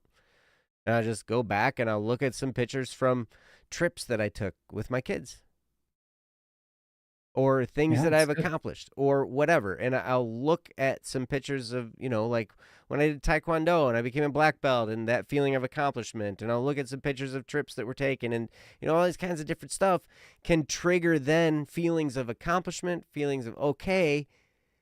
And when you're out of the emotional fog, it's a lot easier to solve the problem. And in this case, there was a little bit of an issue, and it's like, okay, the biggest problem is that I'm feeling emotional about it right now. And once I took care of that, then the solution to the actual problem itself was a piece of cake. Because I then got out of the emotional rigmarole. Does that make sense? Mm-hmm. So understand, emotions are like the weather. They come and they go. And then learn how to trigger positive emotions. Learn how that works for you. Maybe it's through playing music. Maybe it's through writing. Maybe it's through looking at pictures. Maybe it could be all kinds of different stuff. But if you can learn how to do that,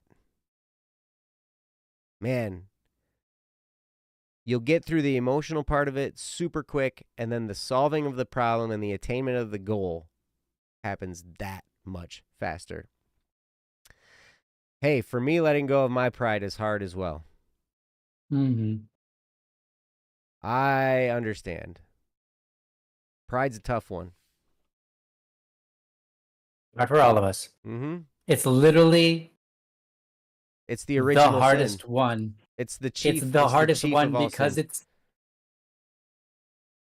it's funny because in order to get rid of pride, like if you've got bad habits or whatever on anything,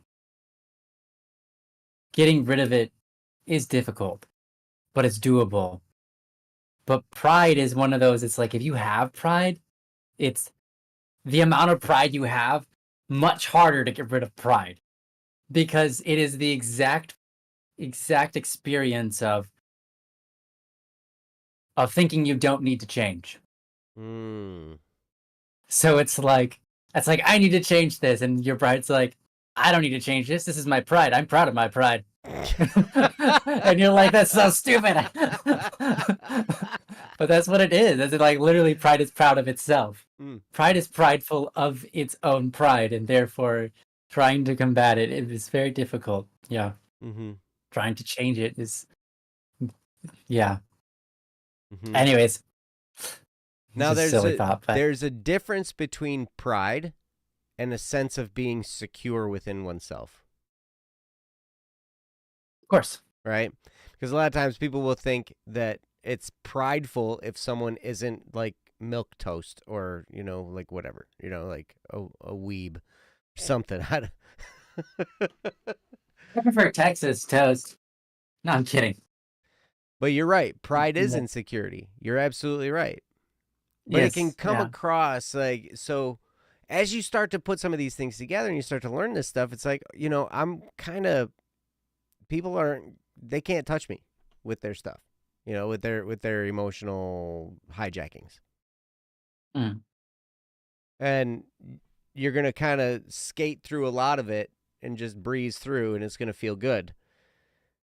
But sometimes that might get mistaken by other people as pride because you just like, whatever. You're not getting down in the dumps with them or whatever. Yeah, like you don't care about their problems or whatever. But yeah.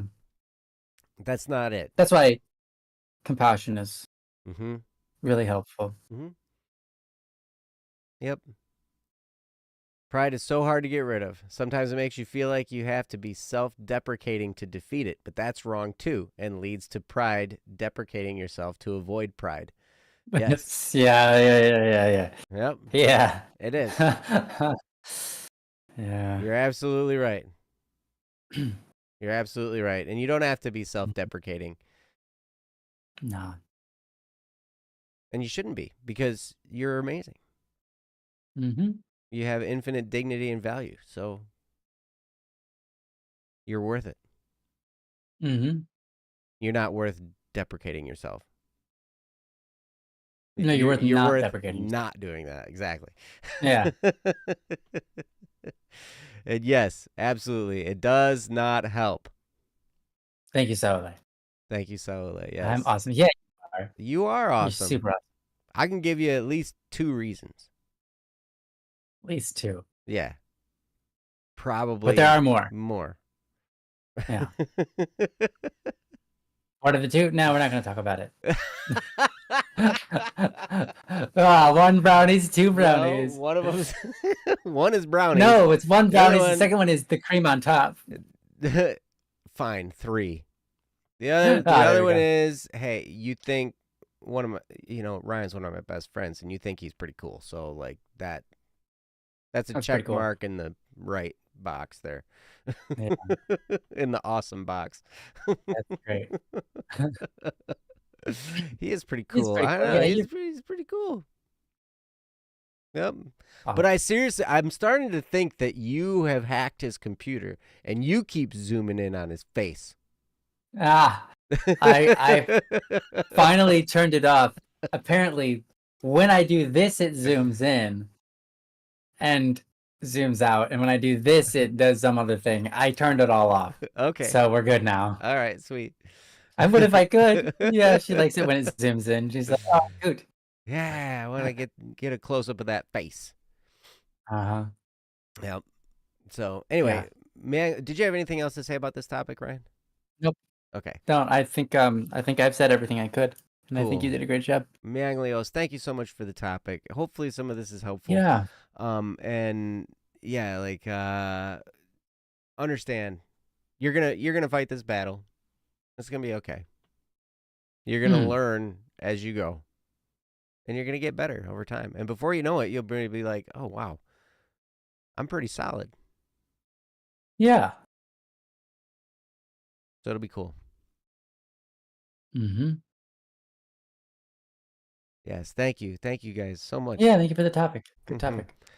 All right, so let's do another one. Yeah. We do have one from Saule here.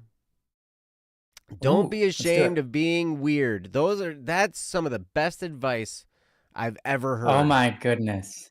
I was proud of being weird when I was like little. I still am. It's like when someone said you're weird, I was like, that's literally the best compliment you could have given me in my entire life. I love that compliment. It's all I'm about. It's all I care about is being weird. Yep. And so when people be like, you're weird, I'd be like, yes, I did it. Yep. That's right. It's funny. One of my kids might say that to me. You're weird, Dad. And I'll be like, darn right. Darn right. Darn right. Don't let anybody tell you any different. I am weird. Take that to my grave. When you're at my funeral, you better be shouting how weird I was. You better. Oh man, I'm weird. Yeah. It's great. Weirder than some. Some of all my parts. Yeah. All right. So cool. Well, thank you again for the topic. Saule, you're here and you've got a topic. Weird is fun. That's why I have an RX-7 with its rotary engine and over-engineered pop-up headlights. Yep. There you go. That was not weird 40 years ago. It's weird to be. Ha ha ha. Oh, wow. Mushrooms, you're a fun guy. Yes. All right. Well, Saule, we got a topic here called working with composers. What do you think what do you say we do that? What do you say we do it? What do you say? What do you say? What do you say? All right. Let's do it. All right. So this is a topic from Saule, and it's called working with composers. It probably won't take too long. I don't know. If it has anything to do with music, we could make it take long. You know we are us, musicians. You know. You know what we're capable of. Terrible we're capable of, yeah. You know how we can drag on about anything. Yeah. Sorry about that, guys. Exactly. I guess that's what makes us quality streamers. What do they call that? Diarrhea of the mouth? Something. I certainly hope not. That's disgusting, man. Verbal what? Runs. Verbal vomit?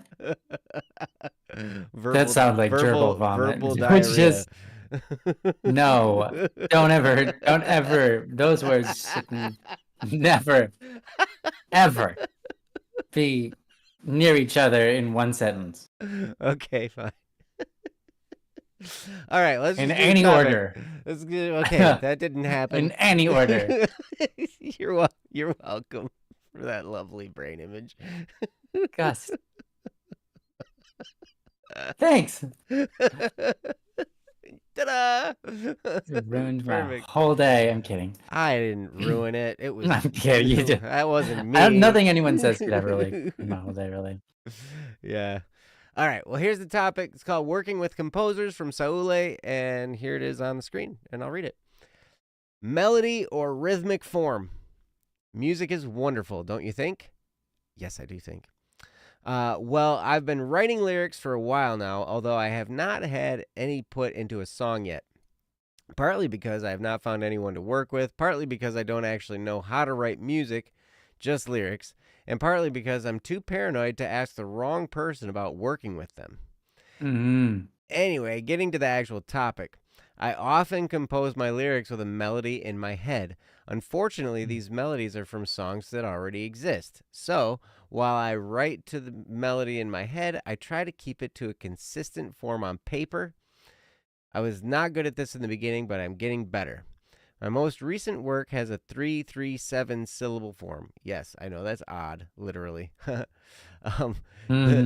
thought here is if I ever find a composer to take on my lyrics, they will be able to come up with their own melody to fit with that form. That way I don't have to give the composer a plagiarized melody to work with. Is that a good way of working, or would it be better if I could give a melody to a composer with the lyrics?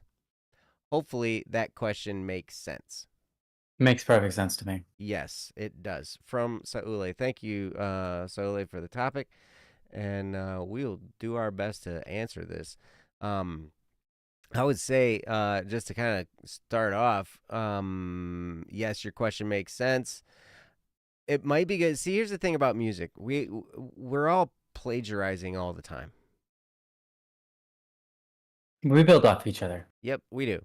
And so we listen, we hear something, and I remember hearing a guy, he was a rapper, and the hook in one of his songs was, I want to see y'all make it pop, make it pop, make it pop. I want to see y'all make it pop, baby. That was his thing, right? What is that song? That's a kid's nursery rhyme. Yeah. And it's London several Bridge is nursery falling rhymes. down, falling down, falling down. London Bridge is falling down, right? And Yeah. so I heard a recent one too that was hey meow, how's it going? I don't even remember the words, but the melody of it was, remember that song? There's a place in France where the you remember that? Sounds familiar, at least. Like, and I remember being a kid, and it's kind of crude, but whatever, and I'm just like, it was, yes, thank you. That's it. That's it. But it's kind of basically a copy of some other stuff. So here's what you can do, Saule. We all do this all the time. It's just a matter of doing enough. You can take that idea and then change it enough to get around the copyright. You know? And the only person that's ever going to sue you is like Coca-Cola. Because I can't think of, there's been very few, like at least ones that I've heard of lawsuits of musicians saying you stole my song. Yeah, they exist out there, but they're not very common. Right.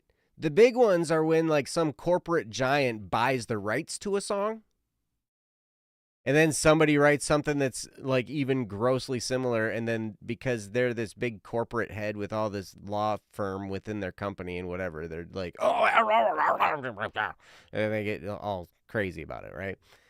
Dumb. But so here's what I would do, Saule. I would, if you're working with a composer and you write it with a melody in your head, and it's a melody of a song that you have heard before or that you can point to. That pun is so good, Saule. What? Ice Ice Baby came under pressure for its. Yes. That is so good. That's a multi-part. That's good. That's different though, because that was a sample. Mm-hmm. They used the actual lick from the song. Like I think he sampled the song. In Ice Ice Baby, the din din din din din din din din din din din din din. You know, that part. Yeah. Because, yeah, that was Under Pressure by Queen, right? Queen? Under Pressure. Yeah, I think so. Yeah. I think it was Queen. It was either Queen or Billy Joel. Yep. Queen. Thank Queen. you. Jeff just says, Jeff! yep. Jeff knows. Jeff knows all of the music stuff, so just ask any question. What's up, Jeff? But anyway, so here's what I would do. So I would say I wrote these lyrics, and this is the song that I had in mind. And so that gives the composer the picture of the melody that you have in your mind as far as how that song is supposed to go. Now, working together, you guys can say, okay, we just have to make it different. We have to change it up enough, whether it's something in the melody line or something in the rhythmic form or whatever. Somehow we have to change it so it's not an exact duplicate of that. Right? But I think that would probably help. If it was me as a composer and you came to me with some lyrics and you said, this is the song that it sounds like to me, right? This is the melody line that I had in mind. And what that would give me a really, really good starting point. So that I can be like, okay, now I know how it's supposed to kind of flow. And how can I modify it without changing the flow or interrupting the flow? Does that make sense? Because obviously I don't want to have a problem with copyright issues. But at the same time, I understand, look, we all copy stuff all the time. You know, we all do things all the time that are very, very similar. So anyway, that's what I would do. And the next thing I'm going to do is turn it over to Ryan. All right, So well, we'll do it. Well, I think that what you said makes sense. You know, here's what I would rather you do this, Saleh.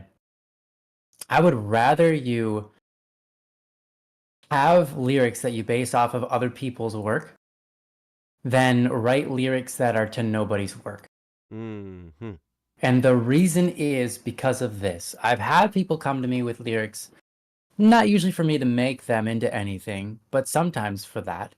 And I've had people come to me and they write what is essentially a poem, but it's got no rhythm. Or if it does have a rhythm, it's not obvious. And it's really hard to figure out, how do I incorporate this into a song? And it's like, well, I found a melody that kind of works pretty well, but I'm going to have to drop some words or add some words. It makes it very difficult. But if you take something that already exists, it kind of gives you it's kind of like you have a, I think they're called a stylus. When you're trying to draw a picture and you have like the framework and you can just kind of draw the outline of the, like whatever's on the stylus and then you remove it. Is that the right thing? Anyways, if you know what you probably know what I'm talking about. So it gives you a guide. It gives you a framework. And so I think it's great. A stencil, thank you. Stencil. That's what I meant. Stencil. So it kind of gives you a stencil, which means, yeah, you're not going to go outside the bounds of the stencil, but you're also going to create something that's going to work. It's going to make sense rhythmically. It's going to make sense melodically. And here's another thing. I'm very, very, very particular on my lyrics in terms of melody, because I don't like, this is my classic example. There are so many examples where people break this rule all the time, but I have this rule where the melody has to match the words and what they're trying to say. So if I go down, down, down, and I go up, up, up, like I'm just like, excuse me, you did what with your lyrics? You broke my brain right now. You just did the opposite. You did the opposite, sir. You better have a meaning behind that, or you're an idiot. You know, it's how I feel. So when I write my songs, I'm very, very particular. It's even to the part where it's like certain words have, in the English language, have emphases on different parts of the word, depending on how the sentence runs. Right? And so I pay attention to all of that. Like I don't want to hold um like you could say I'm trying to think of a word. Um okay, you could say like oh man, I'm struggling coming up with words right now. Um at the first light of the moon or something. At the first light of the moon. And you can sing at the first light of the moon in any kind of way you want. But if you're like at the first light of the moon, it's like you don't hold the word the, or you don't especially hold the word at, right? It's like at the first light of the moon. It like feels wrong because it's like no one you don't at isn't the important part of the sentence. The important parts of the sentence are first light and moon. You know, you don't go like at the first light of the or at the first light of the moon. You know, it'll be like it just sounds wrong. And so I'm very, very, very picky. Um by having this stencil, this framework, if you're writing lyrics to a song that already exists, you are by nature going to make those words fit into the places that match their melodies and match their rhythms and so on. It includes melodies because you can go at the first light of the moon. Like it's like, why did you go up high for the? The doesn't make sense there to be the height of the phrase with a long pause and then all of a sudden even higher moon. Uh, it's like you get it. You get it. For me, I'm very particular. So if you're following a melody, you would know it's like, oh, I was doing this to the national anthem, and it didn't sound good when I held the really high for no reason. Because it doesn't make sense. People are gonna be dragging on like this guy has no idea how to write lyrics. You would automatically just know by default like that would sound bad. So when you're writing your song and it's like to the national anthem and you're like, this is the melody I chose, I would much rather you do that because you would notice the points where it's like, that doesn't sound good. That doesn't like, that is not a sentence that fits in that with that melody, you know? Um, and you would know that. And so being able to have that as a compass, as a guide, is great. Then you can give it to composer. And yeah, the composer you can share with them, or you could not share with them what lyric or what melody that came from. Personally, it's fine either way. You might judge that based off of the composer because some composers might hear that and they wouldn't be able to get the melody that you originally gave to them out of their head, and anything they make from then on is going to sound like that melody, and just like with one note change or two notes change, and that's a holdup I've experienced before. And so I know that other people will probably experience that too. At the same time, I've also gotten beyond that with my capabilities and now can hear a melody and be like, okay, I can spin that into a completely different tune with completely different key and make it a song that has nothing to do with that, but uses the same rhythm and the same same structure, mostly the same structure that will work with your lyrics melodically, right? But it's going to be very dependent upon the person and the composer and what they're capable of. So I understand your choosiness. You're not wanting to pick the wrong composer. And I have to personally apologize that I haven't put out any of your lyrics yet, even though you've given them to me, and I've confirmed that they're pretty darn great. And I would love to put them into some of my songs. Like I think there's Legion of the Sand or something like that you wrote lyrics for. It was really, really good. But yeah, I just obviously haven't gotten around to it. But I think that you're very good at it. So I'd say what you're doing makes sense. When you're picking your composer, ask them, if I give you the melody I got this from, do you think it will do you think it will override your creativity? Or do you think you would do more of a better job being creative with this if I didn't give you what melody I based this off of? Note that this melody is already copyrighted. It's from a different people. Mm-hmm. Yeah. And maybe they would be able to discern that. Maybe not. They might not be able to discern that. But some people I can very much expect to say, oh, you base this off of another melody that already exists? Yeah, I don't want to hear it. Mm. You know? Because it will play with them, you know?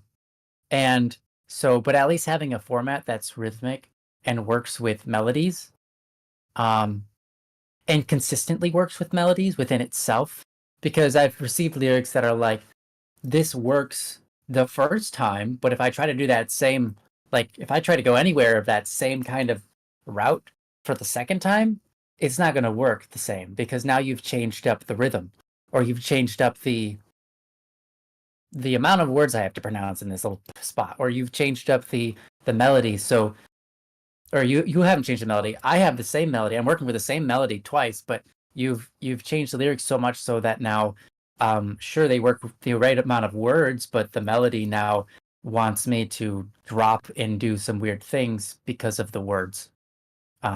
Like going up when I go up and going down when I mean going down. When things become more sad in the lyrics, they should change accordingly. When things getting higher and like things are going better for the person, they're figuring things out, they're having that revelation moment, I don't want it to sound like it's the saddest part of the song, you know? And so it's important as a composer to have a structure that you're sending me if they're lyrics, to be like, yeah, this is clearly structured off of something and the lyrics make sense with the melodies and the ways that things flow, like when you're telling a story, because you're telling a story, you want the story to make coherence, but also be melodically coherent. You want all of that in place. So I think using a stencil is great. Nothing wrong with that. So I don't think you should abandon that. I think you should use that, and let them know this was my stencil. I was using this song. I took this rhythm from this song. You can hear it goes 1 2 3 1 2 3 1 2 3 4 5 6 7 1 2 3 1 2 3. You know, 1 2 3 4 5 6 7. It goes like that, and then people can go, oh, I can hear that in the lyrics. Yeah, yeah, and it's like I can do so much with that. Like my head is spinning with like 5, 6, 20 ideas, um, of possible melodies, or just completely rapping it and making it spoken or whispered or whatever. There's so many things you can do, right? So, just it's totally okay to give them a rhythmic beat if you want on side. If you don't want to give them the melody, give them the rhythm. You can give them the rhythm. I think that's really easy.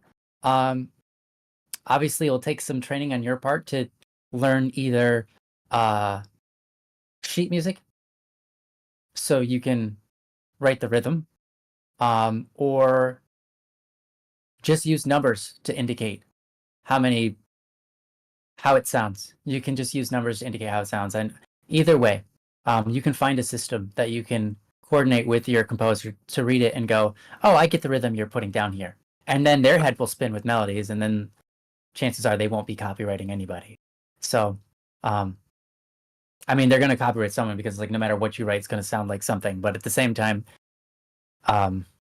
it'll be original enough that they can duly say that they didn't copy the song that you might have been based off of, but they didn't. And so, as a composer, they're under no issue, and you're also under no issue if they do violate some kind of, they accidentally come up with the same exact melody. Neither of you would be in violation for ever having discussed the song that was in question of being violated, the copyright's being violated on. So maybe just giving them a rhythm without melody is a better way to do it, without giving them the song that you based it off. That's the potential. So those are my thoughts. Those are good thoughts. Yeah. Back to you, Joe. They're close to the same thoughts I had. Yeah, probably because As we're a both composer, I musicians. think it would be useful to know kind of the idea you had in mind. hmm You know, it's funny that you were Yeah. like talking about having a 3-3-7 syllable form. Like I have a song that I've been toying with for so long, and the chorus is a 7-3-3 syllable count, right? 773. Yeah, yeah, No, yeah. 7-3-3. Oh, 733. Okay. Yeah, so it's like the same thing, but then yeah. I remember we had a piece in concert band that was a 735, 735, 735. Really, Yeah. that was like It was weird, no, it was weird. not catchy.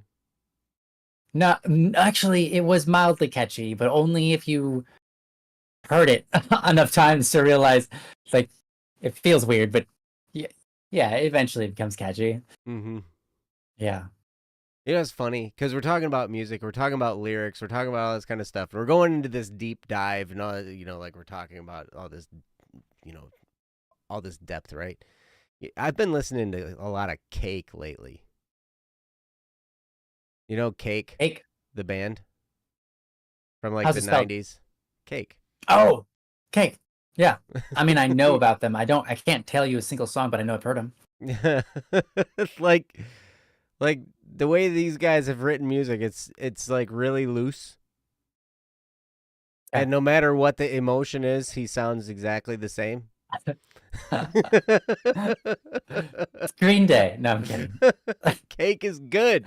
Thank you. Cake is darn good.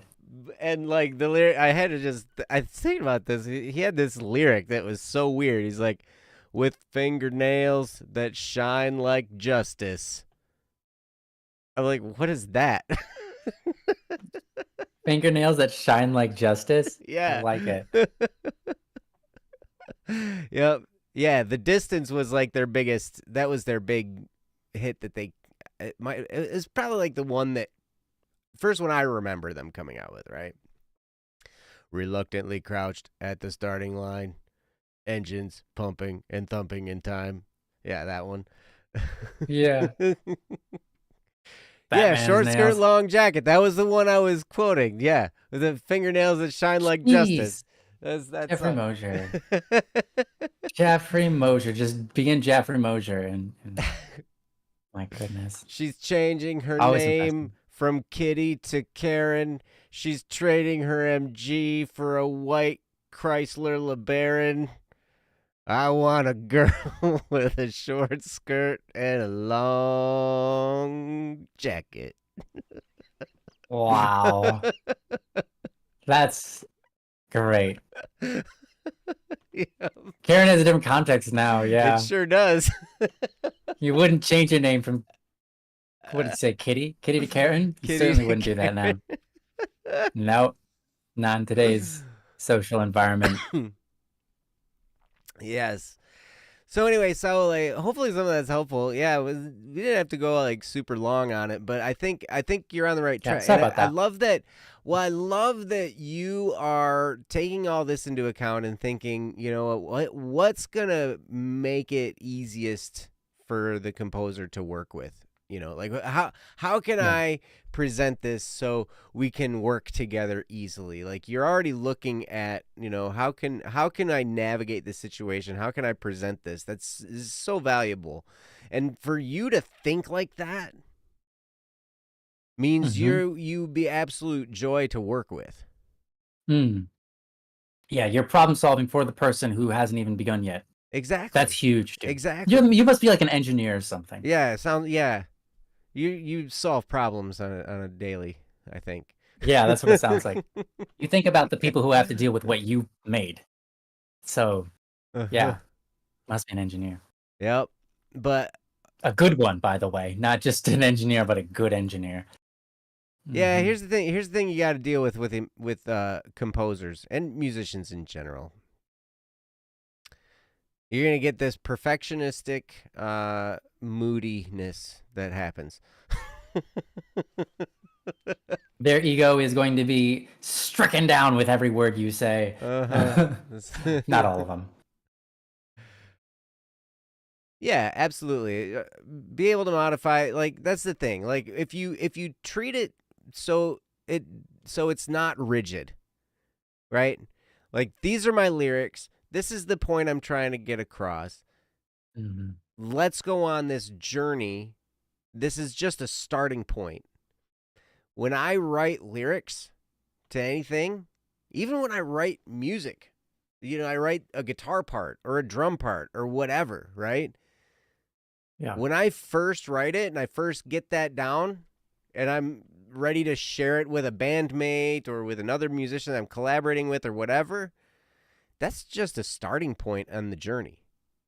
Yeah. Because Nothing's off limits to change. yeah, it might get changed 6 or 7 times by the time the final production Hmm. comes out. Oh yeah. You know, That's standard practice, I'm which is I'm great. substituting words all the way up to the the time when I'm in the studio recording, and I sing it, and I'm Hmm. like, I like how that sounds, but man, if I changed this a little bit, I think it would flow better. Because Oh yeah. sometimes you get it recorded and then you listen to it and it's like, okay, how do I get Hmm. that same idea across but make it flow better? Yeah. You know? Or Hmm. maybe I need to change the idea altogether because maybe I'm just like, I was lyrics. They just, I don't like how that spot is, right? And so, if you can be flexible and find other musicians who also are flexible, the problem is we fall in love with our creation, and then it has to be that way, Hmm. and it's That's pride. unchangeable. Pride. That's exactly right. Pride. So, yep. Hmm. You're right, Caleb. The composer will also ask to modify some things. Yep, modify. Just when you're doing a collaboration, you got these lyrics, and I think for you to just say, "This is the song that I was listening to when I came up with this," or "This is the song that this sounds like in my head," or whatever. That these lyrics kind of fit this song. Man, I'm with Ryan. That's such a great spot to start from because then, like, 3/4 of the mental legwork is done, Yeah, that's so true. and Yeah. you're already to a certain point, and then it's just a matter of taking that and like, oh, now I get how it's supposed to flow, and then you can get it to flow Hmm. how you want it to Yeah. flow, and then modify it to Hmm. not copy. You Yeah. know. Yeah. It's a huge starting point. Mm-hmm. Yep. Yeah, when people ask me to like write songs for them, I always ask for references now because like when I first started, I didn't. And they're like, I want something that sounds cool. I want something that sounds like, whatever. And I'd be like, okay. I And want I'd give them something something and be that like, shines like justice. like fingernails. Um, yeah, and it always came out wrong. And then I was like, well, can you give me an example? And then they give me an example. And then I would take the wrong parts of the example that they weren't referring to. And I was like, this is not working. But I would just try again and again and again. And eventually on like the seventh time we communicate, I finally could give them something. They're like, oh, you're going in the right direction now of what I was thinking. I was like, great. That was a nightmare. So Uh-huh. direction is important. And so having something to like, yeah, the more you can give, the better. Mm-hmm. Yep, you got a good point there, Caleb. Those are also steps that may have to be backtracked and can be frustrating at times. Depends on the person. Yeah. You're absolutely right. Sometimes you get it to that point, and maybe you got to kind of be like, all right, we got to backtrack and dig in and do some more modifying and all that kind of stuff. You're right. That's definitely a possibility. Hmm. But either way, it's an adventure. You're going on a musical adventure, a musical creative Hmm. adventure, and it's yeah. Yeah. I like that a lot, Super Neon Blue. When they request a song, they should just want something that sounds like Static P. Everybody should. And I think I'm not saying that I'm the best, therefore it should be mine. But I think that's how you should navigate your artists. So if you're having trouble picking the right artist for whatever, listen to their stuff and say, I want my song to sound like their stuff.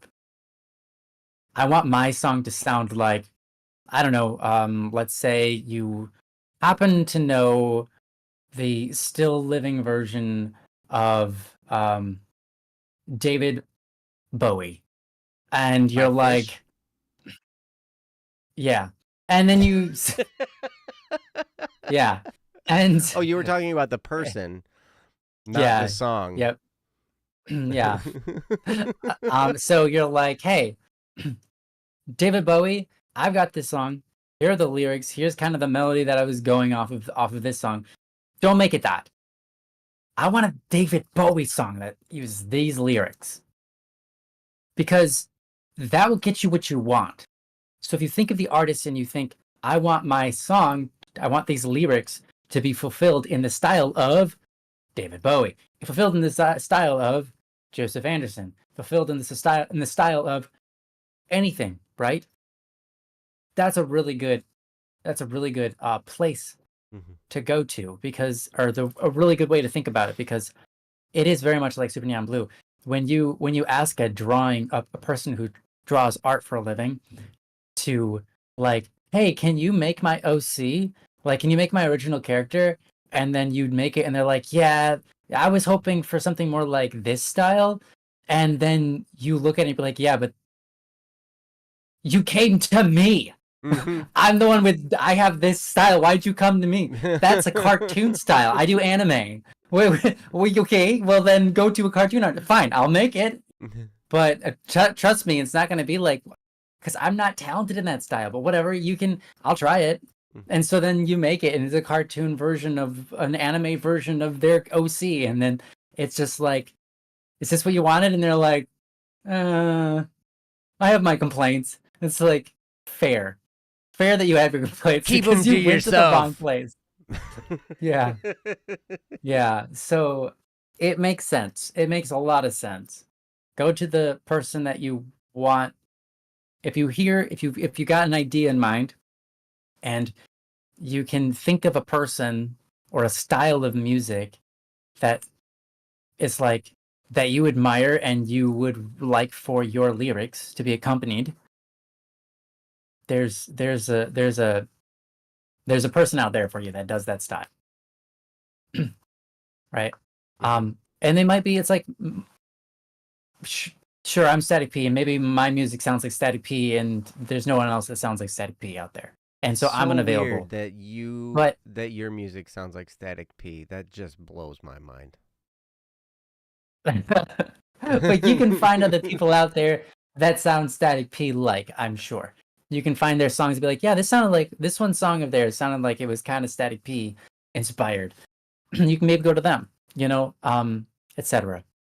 So there's, I don't know, I don't know if that's helpful, but that's an idea at the very least. Yeah. And I'm only using myself as an example just because I was put in the example of Super Neon Blue. I'm not using myself as an example because I think my music is more valuable or more wanted over other people's styles of music. Just it's what came to mind. Man, if I could give one artist that sounds a lot like Static P, it's Def Leppard. Oh my gosh. Wait. It makes me want to cut my arm off and play drums. What about Purple? Purple? Who's that? Isn't there a band called Purple? Probably. There's And they have an awesome organ player. Deep Purple, yeah. Deep Purple with their organ. Yeah. And man, that Doors. is so Static. Deep Purple. Thank you. The Doors, Nirvana, or Three Doors Down, 3 Doors Down, or Three Eyes Blind, or Blind Third Cow, Eye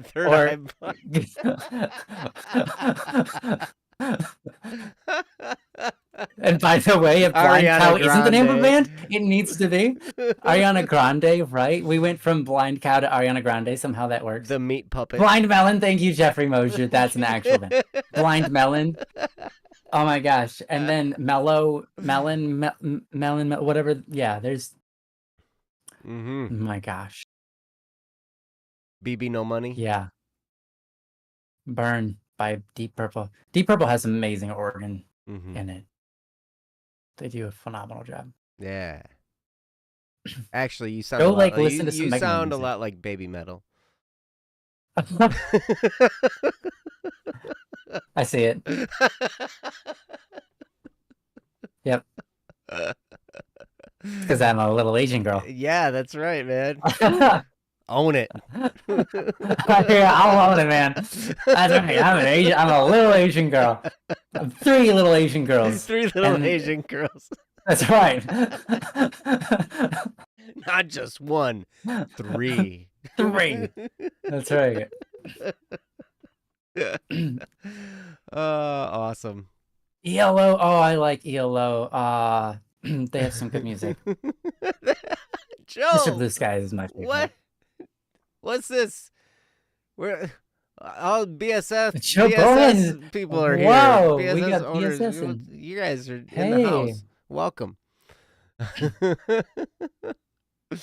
I would recommend Saole listening to Mr. Blue Skies any day of the week, even if the skies aren't blue. Mm-hmm. It's one of my favorite songs. Bohan, you're awesome. Thanks for stopping by. Yeah, I think we all missed you need it. to quote the next part where I say all I am missed 3 it? little Asian girls. Did you miss it too? Or were you the only Did I one miss what? the BSS meeting? No, I missed it. I missed it. Kyle missed it. Yeah. Jeff I missed put it. a message. I was in bed. Somebody had sleeping. a meeting for 3 minutes though.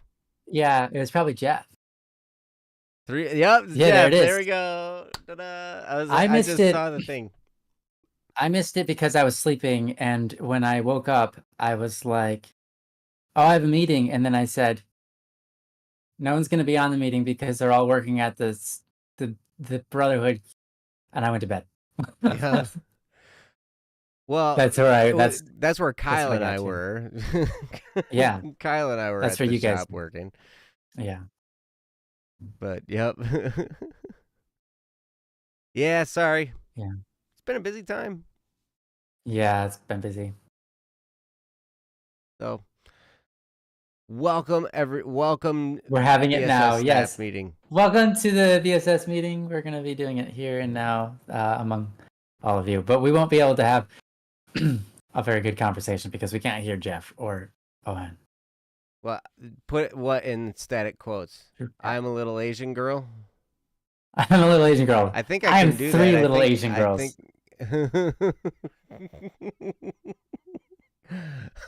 I could put that in static quotes. I think I have the capability to. Let me look. Let me look while I'm here. Where's the static quotes? Can I? One of the Joes has. The I ability do to. not have permission to send messages in this channel. So even though I've been given the good mates status back, I still do not have permission to put a message in that channel. So, yep. Ever since I had my good mates status revoked and then returned. It's never been the same. I'm sorry, man. Not the same. So wait. Yeah, static P friends Discord. Do you need the link? Maybe we should put the link in the chat. We haven't done that in forever, huh? Oh my gosh, it's been a moon. How do you even do that? I'll figure it out real quick. Hold on. Oh, is the link in the description? Invite people. Oh, it might be. You can double check. Okay, Sir Onibro of the Bro Kind. There you are. There's a... Probably I'm not supposed to do it that way, but I did it that way, and I apologize, Senna.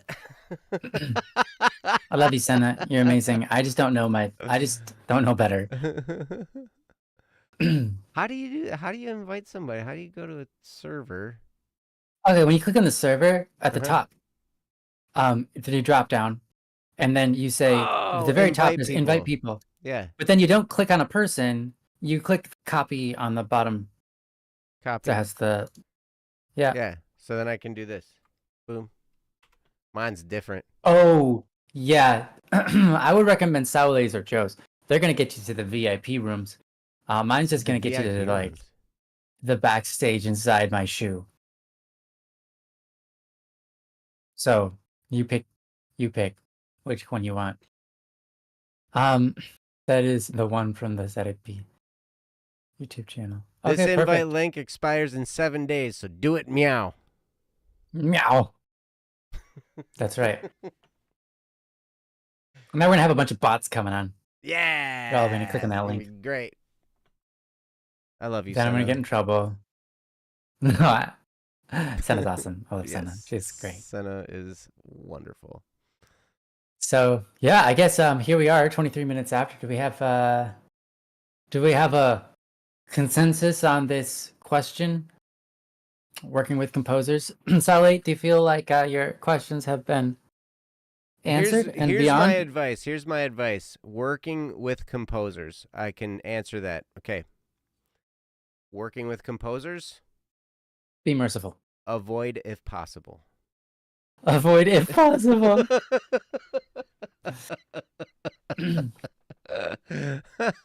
Sorry. Nice. That's not true. But hey, musicians, we're an interesting breed, man. Joe I think requests that. anybody Saule requests that be put in the description. what, the Discord invite? Yeah. I don't know how to get a permanent one. Okay. Yeah. Don't worry about it. Because the one where I did the invite, Yeah, thing, that one's that's just true. that expires in 7 days. Right. The other one is yeah, the other one's behind a different area. That one that doesn't expire, but that's okay. We'll figure it Posers out. can be good people too. That is true. We certainly can be. Mm-hmm. I know some good ones. Click on edit link. Okay. Where? When I go to the invite people thing, this is fun. We're doing this through chat. Yeah. So click on that. Oh, edit invite link. Oh. Never expire. Oh. Max number of uses, no limit. Uh-oh. Limitless. Generate a new link. Dangerous. Okay, now I know how to do. Oh, you're so awesome. Thank you, Ellie. You're the best. You Thanks, know Ellie. Discord. I don't know Discord for squat. I have a Discord server too. Mm-hmm. That's how you know you're.